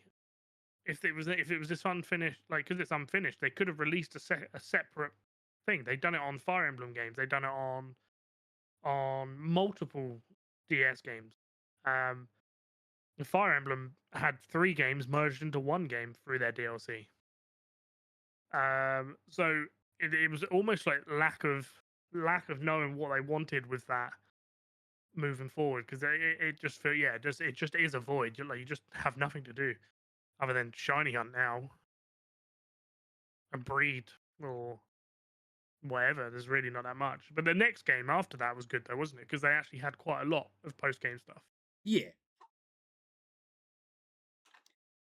So they did improve, but I do agree with you. X and Y was. It probably does suck. I just like it because it was probably where I came back to it. Yeah, I can understand that. All right, so dive into the deepest depths of your memory bank. What is your very first ever experience you had with Pokemon? Doesn't matter what it came from, like the anime, the card game, the video games. What was your first experience with Pokemon ever? So it's cards. Not the trading card games that we know today. They were like Pokédex cards. I think I had some of those. They were from the anime. I think you get like 10 in a pack, and they would just have the Pokemon on the front, the name. You turn it over, and it would read their Pokédex on the back. I've had those. It was them, and I used to have a neighbor that would let me borrow his Game Boy Color with Pokemon Silver in. Um, and I mean, I was probably around the ages of 5 or 6. And that was a lot of fun. That was they're my earliest memories of Pokemon. Um, Especially them cards. I used to go every Saturday. We used to get a bit of pocket money and go down to the video store because in the UK we used to have video stores, which are kind of like the old game shops, which are like what we have now, like Game Stops, Yeah, we things like had that. we That was had kind of videos. the old video store. Yeah, we have video stores over here too, but then they fizzled out because of online services. But continue. Yeah, it used to be called like Channel Satellite, if I remember. And it used to sell pre-owned games in there, cards, Pokemon cards, all that kind of stuff. And with my pocket money, I used to go and get a packet of them, and then see what money I had left. And if I had some extra money, I'd get 2 packs. And then that's where I started getting the original Pokemon set because I have the original Pokemon cards at my parents' house, in the loft somewhere in a binder. Not sure where because I've not been back to theirs for a little while. Um, but yeah, I used to collect them quite a lot growing up. So yeah, really really early memories. Them and Pogs. I don't know if anyone remember Pogs. Mm, Um, they were like little penny kind of things. And they had patterns on them. I don't think They used I to be don't. like Star Wars. I don't know if I had those over here in the U.S. I don't. I genuinely don't remember. Yeah, they were really cool. But I used to collect quite a lot as a kid. But yeah, earliest memory was probably around 5 or 6. Every Saturday down the shop with a bit of pocket money just to get a packet of them Pokedex cards. Um, I don't remember too much of what I was playing on the Game Boy, other than I was playing Pokemon Silver. But I know for a fact I was stuck at one point. I just couldn't figure it out because Pokemon Silver is a bit weird, isn't it? You kind of have to go back and forward, back and forward. And I probably got stuck along the way. And I know I used to be stuck on Snorlax on Pokemon Blue for the longest time because the game doesn't really tell you what you got to do. No. They just say, "Here's a Pokeflute," and you're just like, "Oh, okay, what's that do?" Every time you click it, it says you can't use it. So you just, oh, well, that's clearly pointless. Obviously, young Pinattsu didn't understand that you had to go back to Snorlax, but because the game doesn't really tell you, just says there's a Pokemon block in the path, and then you get given a Pokeflute, and then do what you want with that. Yeah, very early memories. What about you? Mine was the anime again when I was about maybe 5 years old. It was a VHS tape of the first 3 episodes I ever watched were Pokemon Shipwrecked, The Isle of Giant Pokemon, and Tentacool and Tentacruel.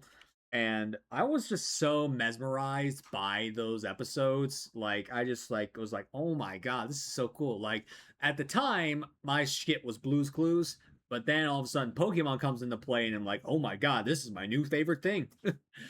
So The yeah, I started the watching. the Tentacruel episode, is that the one where there's got the literal giant tentacle where the old lady's trying to take over this little island? Is it Yeah, that one?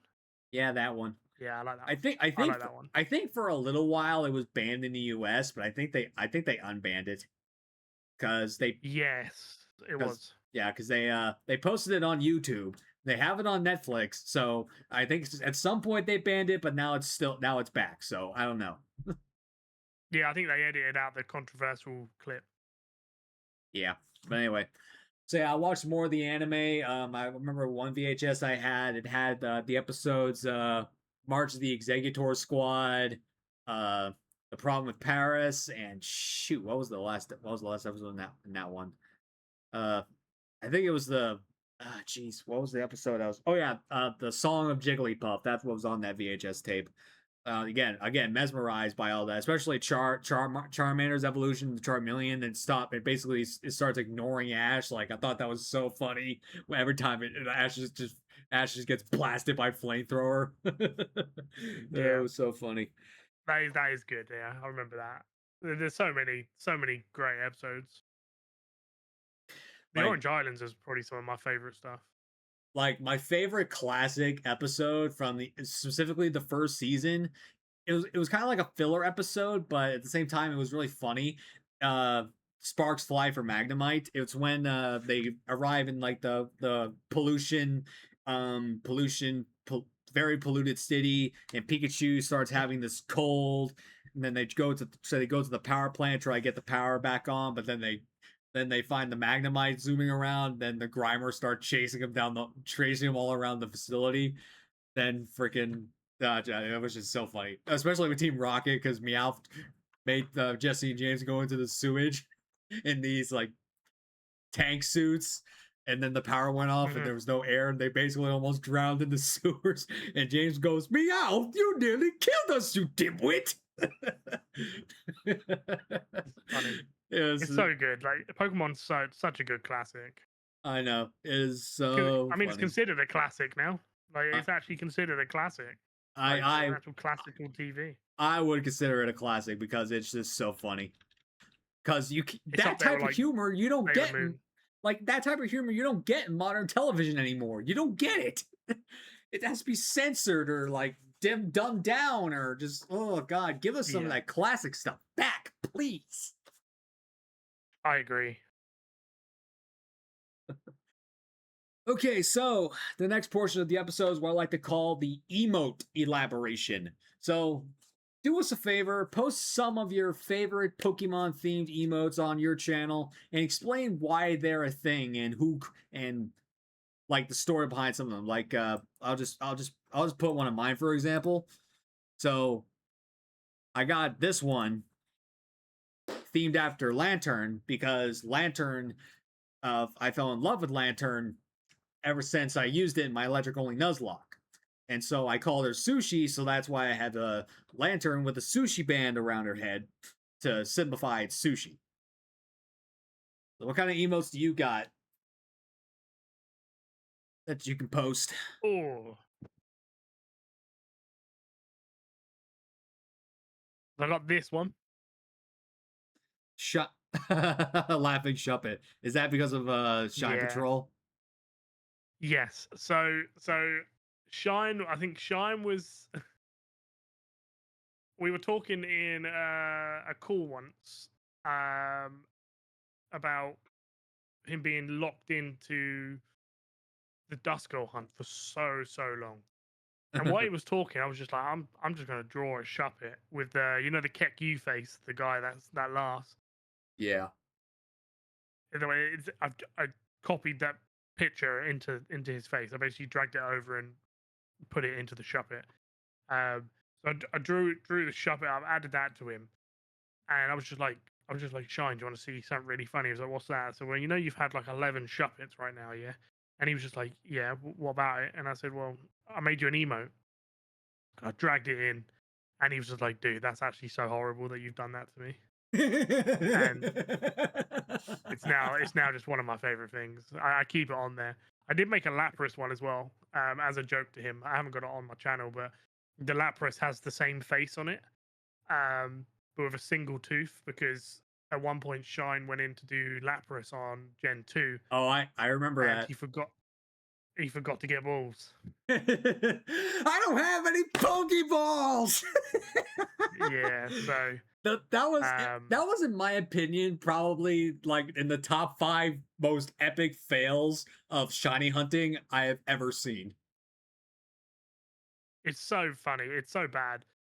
I'd done the same thing with Sammy. I raced Sammy to see if we could get one quick, and I think I found it in like 10 minutes of setting up the hunt. I spent about 3 weeks setting it up, getting love balls and no friend balls or love balls. I can't remember which one.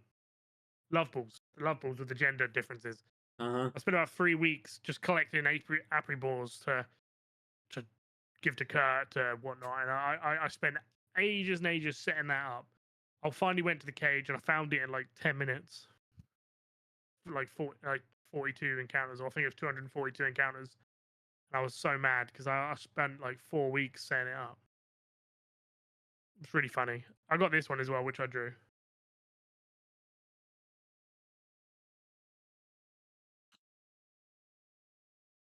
What is that? It's a Digimon. Oh, it's a Digimon. I would have never I was like, "What the hell is that?" I never would have guessed because know much. It's I don't know much about it, Digimon. it's a Digimon that basically looks like Chestnut. Uh-huh. It's got a big shell on his back and a horn in the center of his head, a bit like Chestnut. And it just like says sus, and I was just like, it's like my first real attempt at drawing an emote. And I used the inspiration for, um, that monkey meme where it's like when someone says something and he like looks at the camera with his eyes. Uh-huh. That's the exact same expression it uses. Ah, gotcha. A lot of my emotes don't have significant meaning really. I got the rage one. I got a flex one, which is just a Tornadus flexing. Rage one is just Mewtwo raging. I got a shock one with Mewtwo. He kind of looks all dopey eyed. Because Mewtwo's eyes are kind of weird, aren't they? So I made sure that when he kind of has a shock face, his eyes get like a really weird shape to him. Yeah, and I've just got general things. I've not commissioned any emotes really. Um, and again, like I say, I got a lot of Vaporeon stuff from um, Brigitta's channel on her Etsy store. And she makes a lot of Pokemon packs up, and I just really like her art style. Really thick lines, really vibrant colors. So I bought the Vaporeon packs from her. My Yeah. favorite one of her sets, definitely the Pinattsu sip, which is I absolutely love coffee. I drink probably about 6 cups a day. That's a lot of caffeine. And then there's this one here. He's just sipping away his little coffee. I got So one. that one's most relatable. I got a sipping emote with a Alolan Vulpix with some sunglasses. Oh yeah, Yeah. I That's like love my that Pokemon. That Pokemon's also good. yeah, it's like my chill. Like go ahead and chill. I've never used this one rightly yet. I will do one day. Your little salt, Aw, salt. but I will. I will. I've got it. I've never used it really, but I will. I will find a place to use it at some point. Whenever somebody mentions the word monkey, I always post this emote in the chat because it's literally Oh, Annihilate punching the ground in front of it. I just call it monkey because it's so cool. that's the nickname I give Annihilate. Yeah, both the Vulpix It's so cool. and Annihilate were drawn by Chris Killens, along with this one. This is for my LGBTQIA plus members of the community. I call it Pride Tomb. That's so cool. The Yeah, colors on that are insane. yeah. It's all the I told him specifically make a rainbow swirl with Spiritoon's body, and then the orbs be also the different colors of the rainbow. So yeah, she did an Like the amazing color job with theory that. on that. It's insane. Yeah, Yeah, that's so cool. she did an amazing job on that. Remember when I said like she had the video game she has a way of making menacing Pokemon look cute? Well, here's one. My Banhammer emote. I've seen that. It's so cool. Yeah, I love that. Yeah, It's just the design on it is just so good. Like I know. artwork, the lighting, the line work, the shading. Yep, There's so much detail in such a small. I mean, they're literally what 112 times 112 pixels. They're so small. I know. The level of detail in that is nuts. Yep, she did an amazing job. And getting words in there as well. Yep, she did an amazing job. Okay, so do you have any Pokemon hot takes? How so? Hot Like takes, as in. do you have an opinion that you feel is justified by you that may not be agreed upon by the masses? Like saying Charizard's overrated, but then everybody loves Charizard. So, do you have a hot take where you think this opinion is right, where everyone might disagree with you?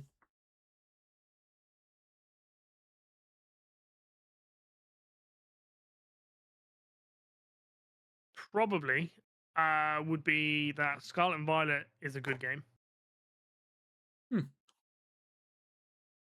I don't think it is the worst game that Pokemon have ever built out. Is it glitchy? Yeah. Did it work as intended on the Switch One? Not really. Was it fun to play? Yeah. Was there lots to do in it? Not really. Did you enjoy playing it? Yeah. Was it a nice introductory to new systems? Yeah. A lot of people would argue that it's probably the worst Pokemon game that's ever been brought out, unfinished. Doesn't work on the Switch One. Needs the Switch Two to bump it up.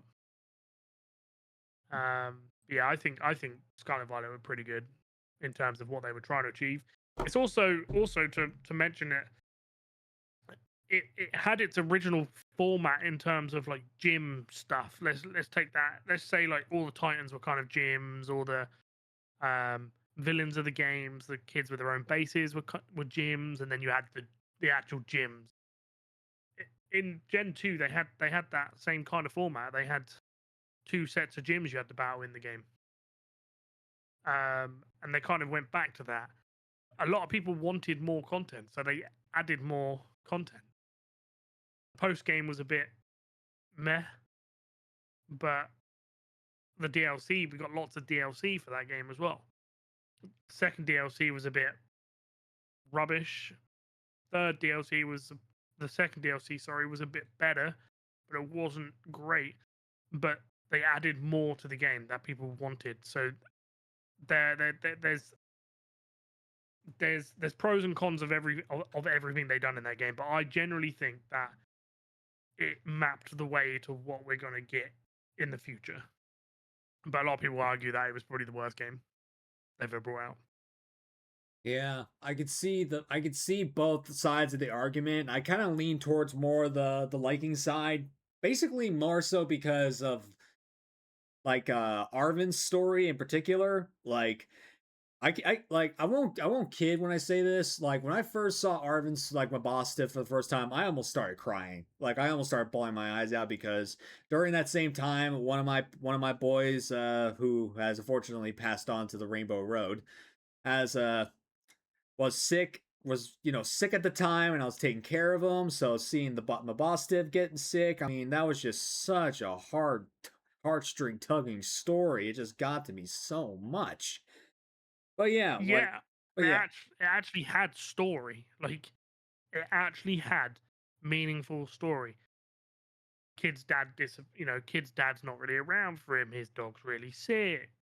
You've just moved. You're integrating into a new school, and everyone can relate to that as well. Like everyone can relate to moving into a new school and how hard that is. oh yeah, Um, I know that for a fact. and if I believe as well, I think your character is actually a lot older than most characters in the other games, Yeah, and you've never had a Pokemon. I think we're probably more on those lines of like 12, like maybe 12. I don't think we're teenagers yet, but I think we're at least 12. Yeah, a little bit. I think your character's a little bit older. Doesn't have a Pokemon yet. Um, yeah, I think it definitely paved the way of what worked and what didn't work. Um, I'm not a fan of outbreaks. I feel like the odds in that were just you didn't really need to add odds to that because of how many you see so quickly. Um, but was it better for finding all the Pokemon that you wanted to add to your team? Definitely. Adding the random spawns, and each area had a certain amount of spawns was good. Do Did they really think it was going to work on a Switch One?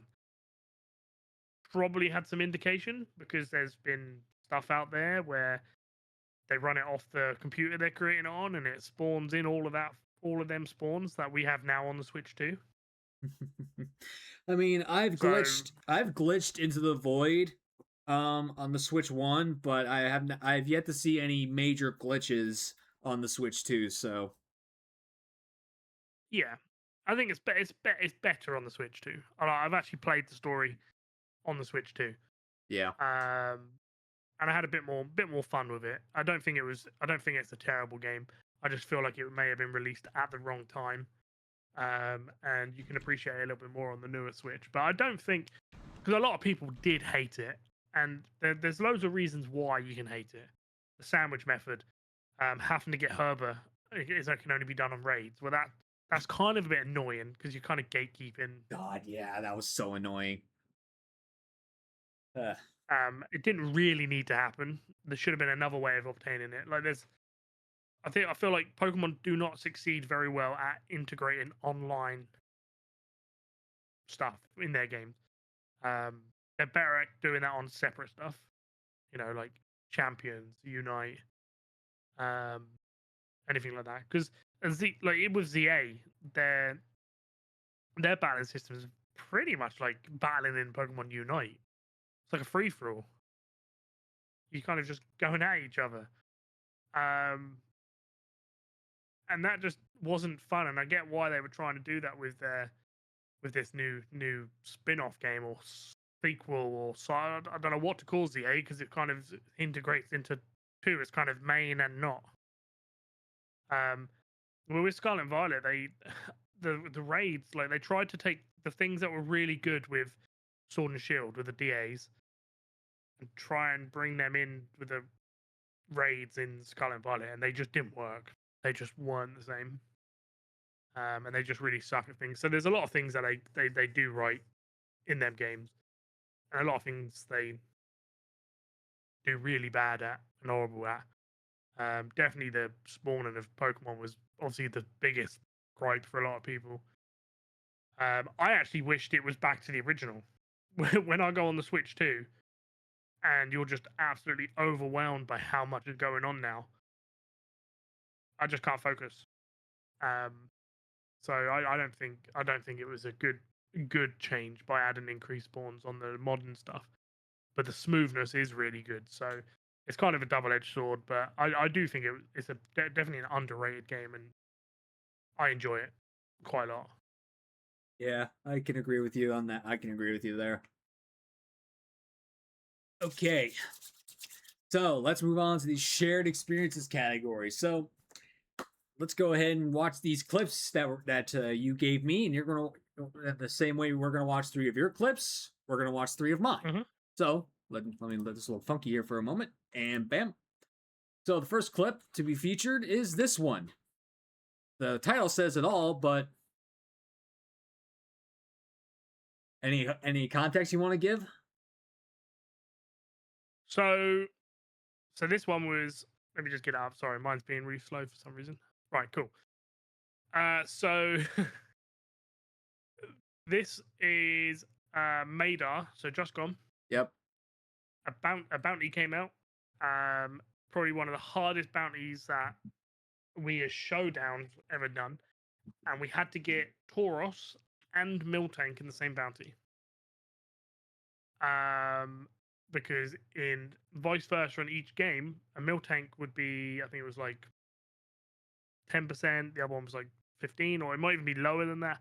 But the odds were against each other. So I think it's like 1% or 2% for one and 10 for the other, or vice versa.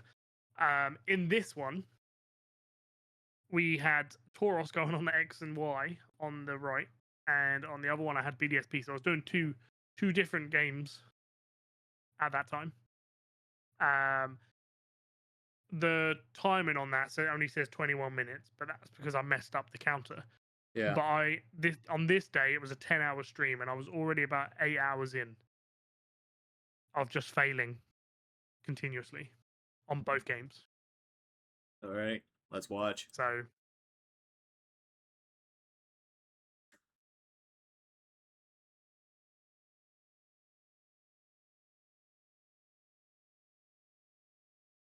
oh, shiny Miltank on 4.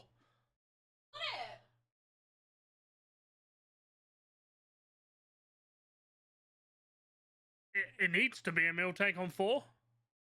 Yes! Oh my god, that's so good. I'm so happy with that. It's actually 5.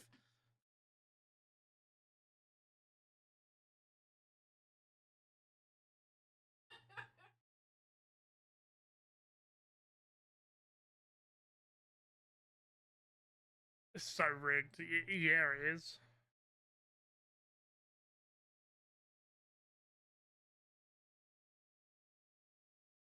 I've been looking for this thing for hours. The blue sausage nipples. Yeah. And I wasn't not exaggerating. I was looking at that thing. I was looking for it for honestly about 7 hours. And I kept trying to sync them up. So I'd get Miltank in one, Miltank in the other, and start chaining on each game. And it just kept breaking after like on X and Y, it'd break after like 2 or 3, and it was just annoying the hell out of me. And then when I finally got a chain, because I think Miltank was actually the lowest in my version. So when I finally started getting a bit of a chain, I was not prepared for it to pop in like 5 encounters, which was nuts. And then I turned my attention to Tauros.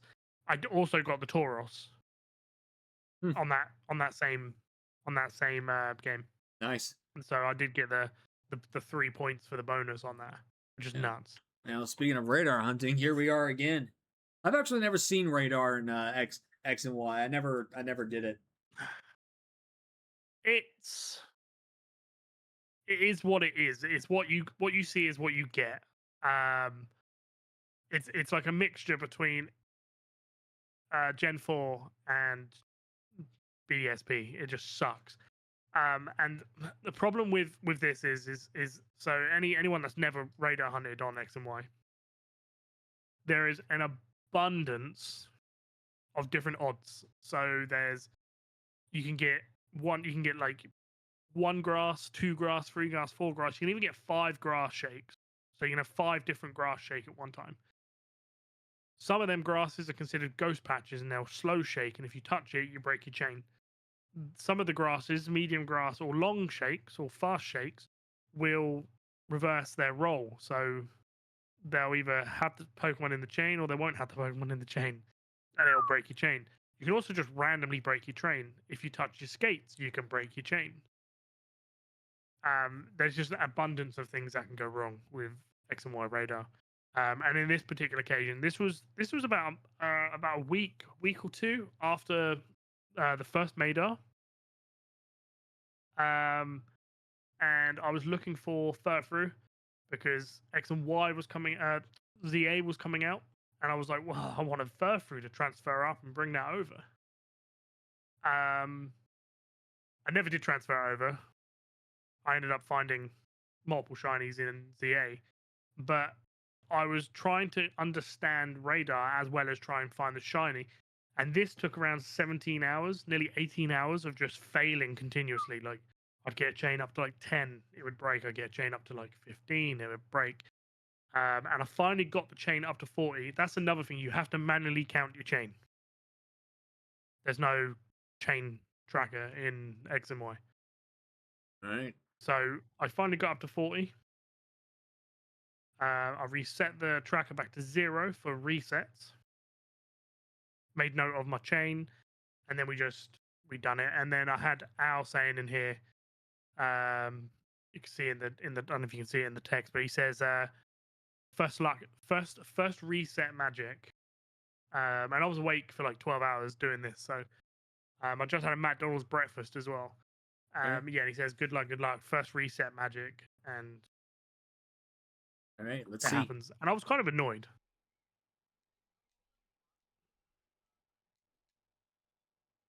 Oh, yes! Let's fucking go! Yes! 1. Oh, punch the fan over. You punch the fan, you got a shiny. Yeah, the fan's still standing. That's the one I've got here. Yeah. It's still doing its job. But yeah, I forgot it was behind me, so I kind of just went bang. But yeah, I love that. That shiny was I love it and I hate it. It's one of them because it took so long, and then I'm only blessed with the 1 reset when it could have actually gone on forever, and I would have been really excited. But I was excited regardless. Well, if it makes you feel any better, makes you feel any better. I have a love-hate relationship with Darkrai shiny. Yeah, I haven't ever hunted Darkrai ever. Yeah, after what I went through. Setups, but So it looks like here you're going after a green bat. Green bat indeed. So yeah, so my birthday was coming up. I had a bingo card that I've just made after New Year's. Birthday's in January, so I made the bingo card for basically to go throughout the rest of the year. Zubat was on there. This is a save file from Full Odds that we just gone. I was trying to get Zubat in that, so this went on the bingo card because I found a Slowpoke which is lower. I found a shiny Slowpoke which has got lower chances of finding, which is 10%, I believe. I had other things on there, but I had a lot of Gen 2 on there, so I wanted to tackle what Gen 2 Pokemon I had. And then a side story to this clip is straight after I find this, my partner comes in the room after being out all day with her grandparents with a plate of fried chicken. And I don't think it's captured on here, but she walks in with a plate of fried chicken and drops it on the floor. Oh. And I've got a clip somewhere, but it's the funniest thing. You see it all just slide off the plate, and it's so funny. Oh boy. So this has got two meanings for me. This clip. So I love the Gen 2 Zubat. It looks incredible. All right. They use their teeth to cut the skin ready to peel, and it's just like, no, get out. I think I would actually kick someone out of my house if they'd done it in my house.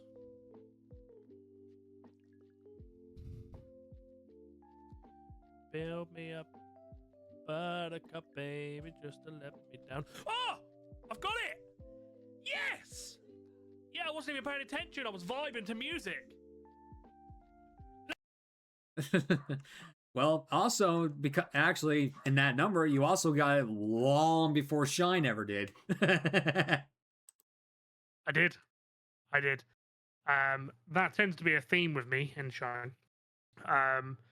Whenever I kind of try and do a Pokemon that Shine's done, I seem to always get I always seem to get a lot under odds. And I message him like, hey, look, I've just got this under odds. And he's just like, go away, or something a bit more harsher than that, probably a couple of curse words, but it's really funny to like get something like that under odds. And yeah, I'm always going to do that. I think it's so much fun when you kind of make it a bit of a competition with your friends. Exactly. All right, so let's go to my clip. So the reason I'm showcasing this clip is because this was the very first shiny I ever found using your layouts. So is it? Yes, this is the first shiny I ever found using your layouts. My first shiny under the name Dark Master Spence. So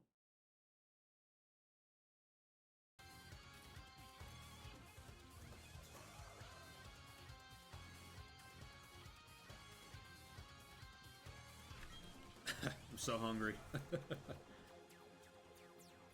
Here I am just snacking away, and all of a sudden, bam. Yo, we got it! I didn't know which one it was. Yo, guys, The Dracovish is so cool. Yeah, I'm technically still on that. I'm still on that shaman.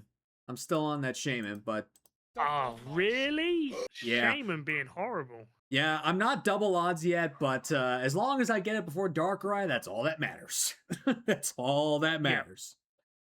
All right. So I missed out on the events for them, so I have to do Darkrai and Shaman on Platinum. Well, Which ain't that bad because I can transfer them up. well, I wish you the best of luck. So here's the backstory behind this one. So as the title of the layout suggests, I was doing a Let's Go Eevee Shiny Batch Quest Nuzlocke. So I was hunting for my first member, a Shiny Nidoran. I did a 12-hour stream where I shiny hunted this thing, never got it. I shiny hunted for another 3 hours, didn't get it. I shiny hunted for about another 3 hours. And this is probably the single luckiest I have ever gotten to claim a shiny. Just watch. And it's not popped up on my oh my god, there it is! Indicate where I am. Oh my god, I gotta go get it, I gotta go get it! Oh, that's so rough because it can despawn. Yep. Oh my god!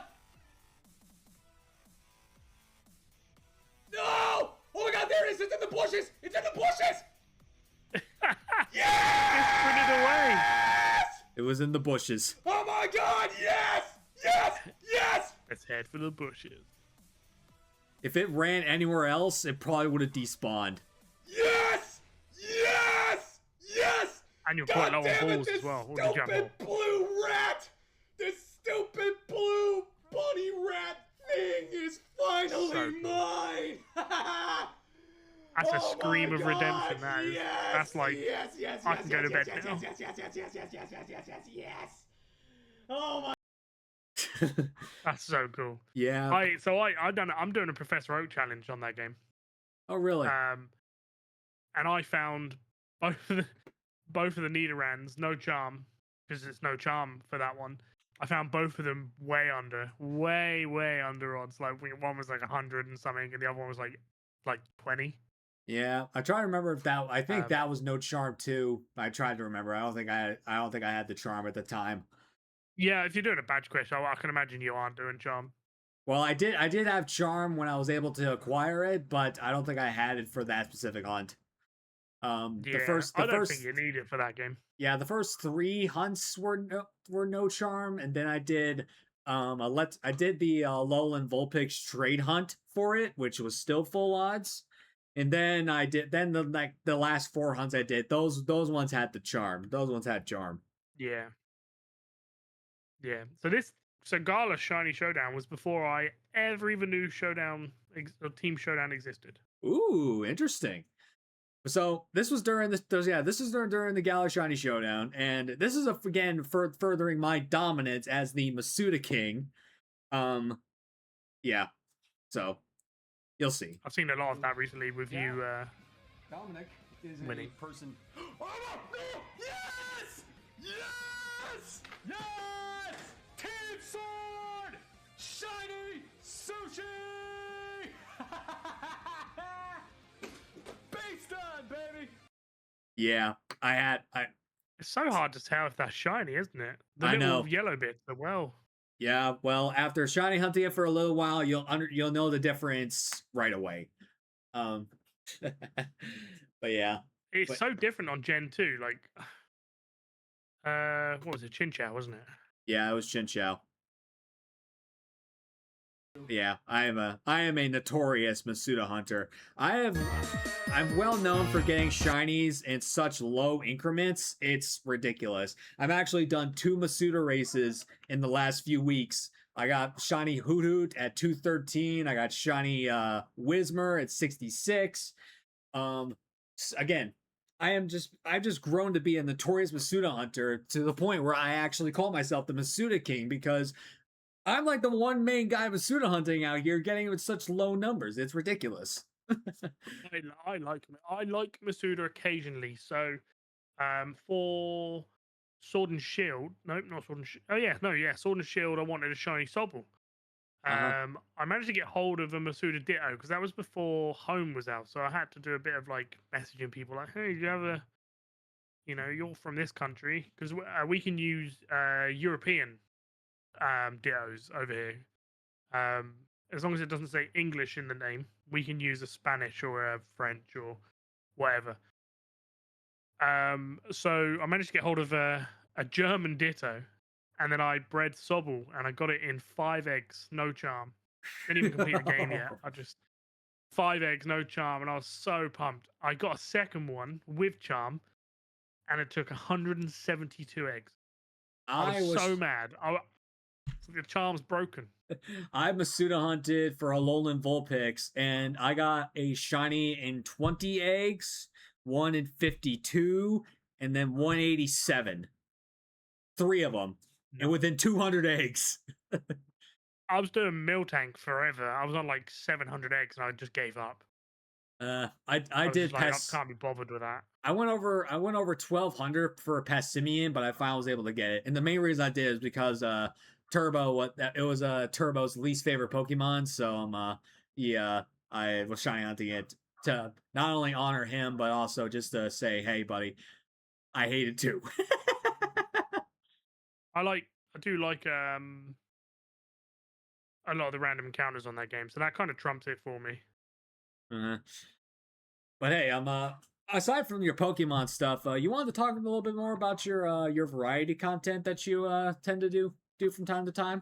Yeah, so recently, so as much as I love Pokemon, I also have a big soft spot for retro gaming. Um, and I wanted to incorporate something similar to what we do when we shiny hunt, but into retro gaming. So Uh huh. I found a website that's made by a group of people who make a thing called retro achievements, and that basically is adding achievements to retro based games. Um, they do a lot of stuff around that. So you basically will get their own made emulator thing that they use, and then when you play like for example Spyro the Dragon, it will have achievements associated to it. So I'm in the process of recording content for that. I've just finished Spyro the Dragon. I've done Mortal Kombat Shaolin Monks. I've got Pokemon Blue ready to go. I've got Pokemon Fire Red ready to go. Them ones are easy. A lot of them are easy because I own them, so I just put the discs in and off we go.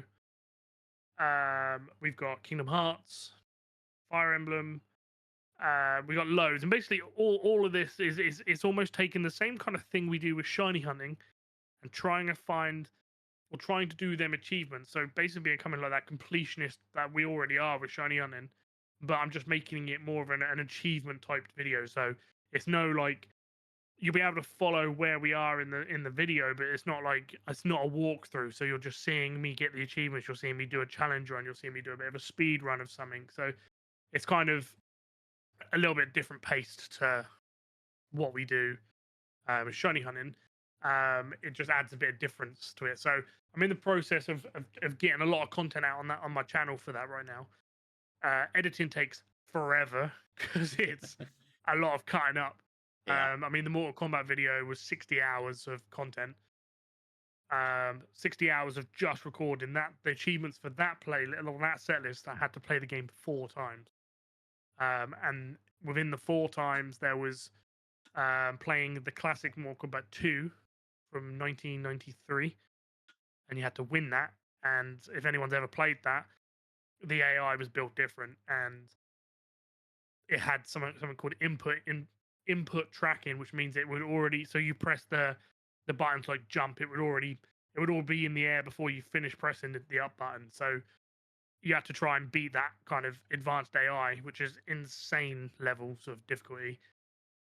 And things like that. So that took around 60 hours to record, compressing it all down. I managed to get it down to about 56-minute video of every achievement, my experience overall, and all that stuff. And that's kind of where I'm going. It's like same kind of feelings of when you shiny hunt. You're always like, yeah, that's really sick. I've been looking for that forever. You know, this is one of my favorite Pokemon, etc., etc. And it's the same kind of content, just with a twist. You know, different game instead. Gotcha. So, We have a hydrate. hydrate. Yeah. I'm nearly out of drink. Yeah, me too. Will you stop biting me? Oh. But yeah, so that's my new kind of journey. Like I will be incorporating Pokemon to that because they have a couple of things. So one of my main goals, so they do have Pokemon Gate of Darkness on there. I had a look when we were talking about it earlier. So maybe that could be something that could be pretty Do cool. it, do it, do it, do it, do it, do it, do it. I think they have about 151 achievements for that. So that's quite a hench list. But there's a lot of Pokemon on this, so I want to incorporate that alongside both my things, so Twitch and the YouTube channel. The that achievement channel has been something I've been planning for the last year. So similar to like you had for the ideas of like your channel and rebranding and trying to find yourself. I wanted to do this, and I wanted to create my own separate channel to the Pinattsu channel. And I called it Achievement Unlocked with Pinattsu. I I scrapped that idea. Literally, the first week I was going to upload the first video, I had all the channel banners made, all the logos, all the profile pictures, and everything like that, and I scrapped it. I just didn't feel like a dedicated channel would do me any favors, so I started just uploading to my main channel with the Pokemon stuff. And we're going to transition that between that channel will become that kind of content. And then, okay, once I get into the flow, it's going to be like Pokemon a couple of times a week, achievement hunting rest of the week, a couple days off to edit whatever we've done for the retro stuff, Pokemon retro, couple days off, blah blah blah. That's the format. That's the plan. But it's taking a minute to build up. I gotcha. So, but there's like I said, there's loads of Pokemon content on there.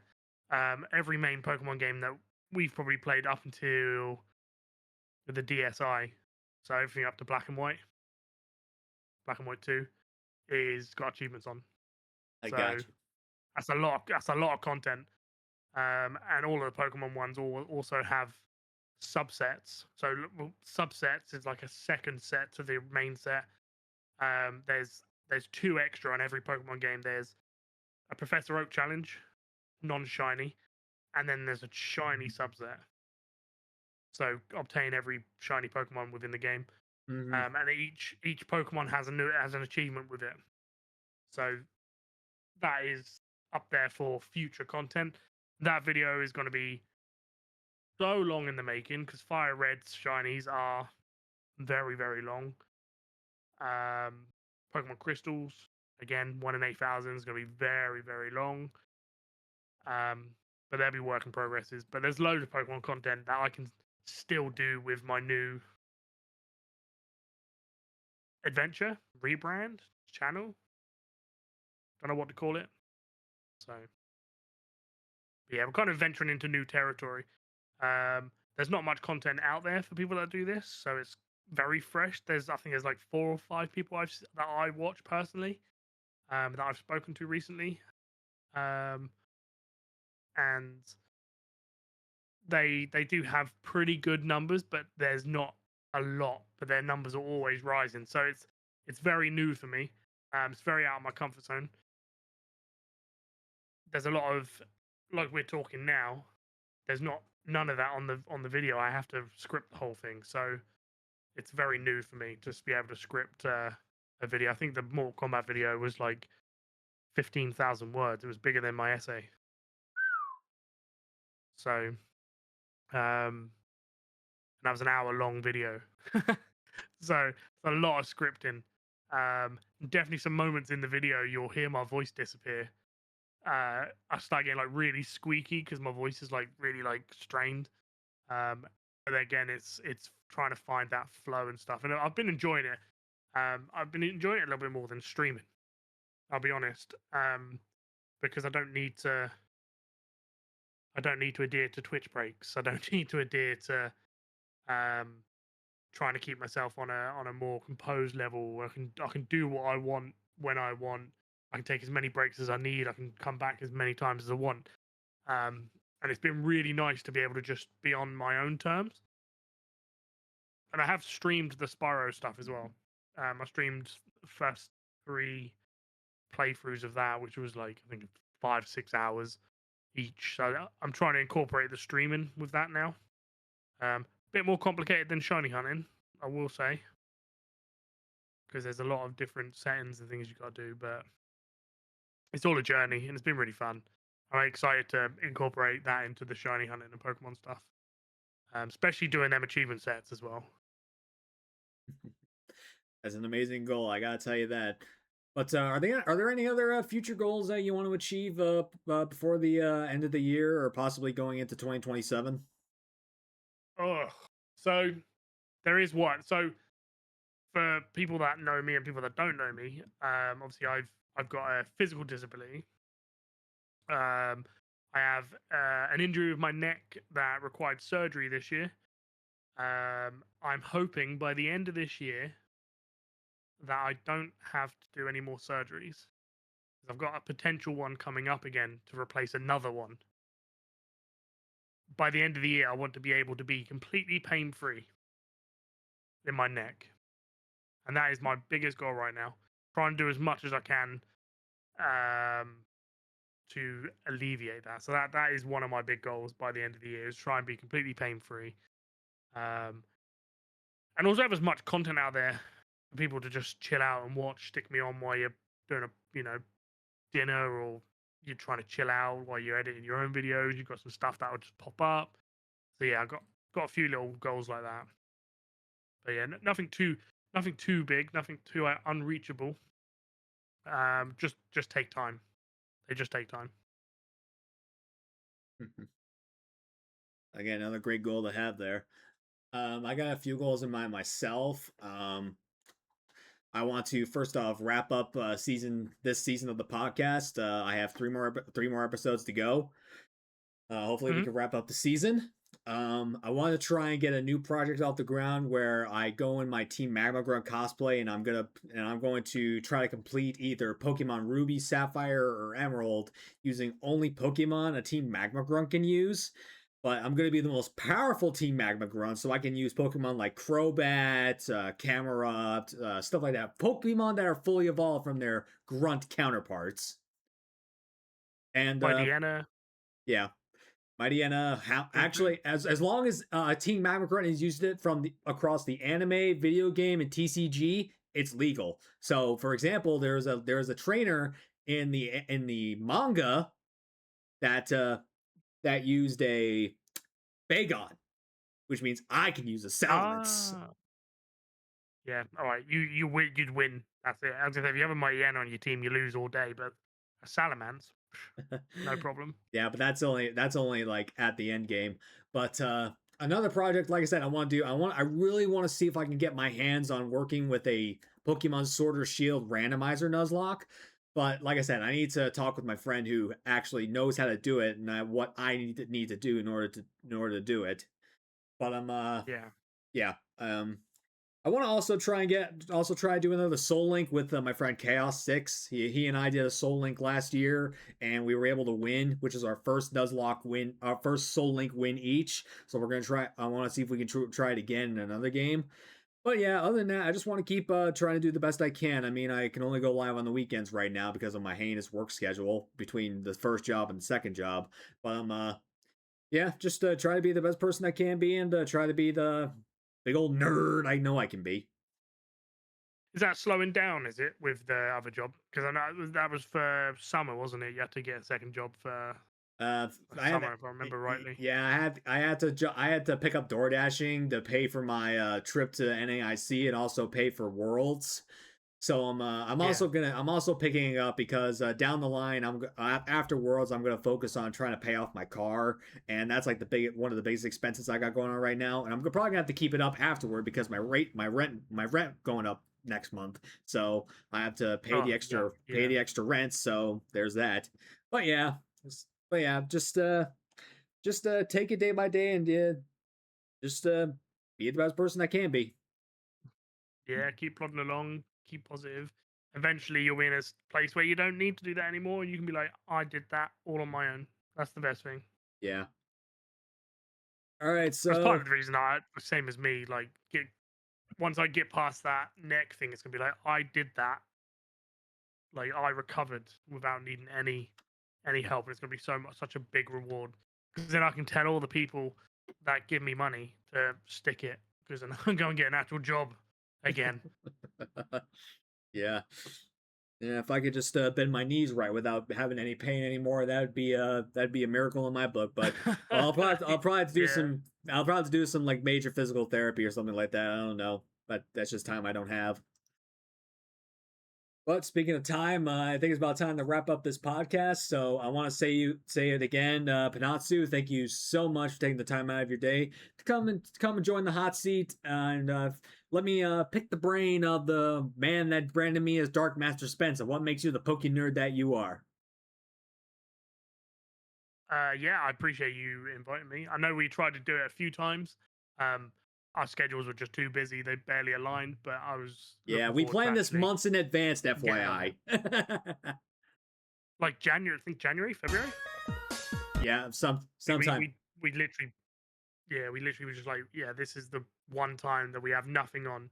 Yeah. But yeah, I appreciate you allowing me to express myself on your channel. Absolutely. And just be myself. Absolutely, no problem. Okay, so normally at this point in time, I like to have the guest choose a raid target today, but I kind of want to choose the raid target today because my chief recruitment officer, aka Dragon Tamer Tom, is celebrating 5 years on Twitch. So I think it'd be right to raid into him today, if you don't mind. Yeah, no, I love Tom. Tom's goated. Yeah, that's awesome. Okay, so members of chat, if you are subbed to my channel, Dark Master Spence, you can use this raid command. If you are not subbed to my channel, you can use this raid command. We'll go raid Dragon Tamer Tom and send them the Pokemon Nerd raid and luck, because he's actually trio shiny hunting right now, so he needs all the luck he can get. All right, so I'm gonna go ahead and start the raid. So, do you have a normal outro you like to say at the end of your streams to say goodbye to your audience? I just say peace out. See you next time. Yeah, that's literally it. Thumb up. Peace out. See you next time. Yeah, I like to say thank you for choosing the back alley as a place to hang out today. Stay safe, stay strong. I'll see you on the next one. Take care, you nerds. But in honor of the True Turbo, I like to remind everybody to stay safe, stay rocking, stay true to yourself. I'll see you guys in a few weeks, another episode of pokeNERDS Inc. But from all of us here at pokeNERDS Inc. today, thank you so much for tuning in, and we'll see you on the next one. Take care, everybody. Bye-bye. Bye.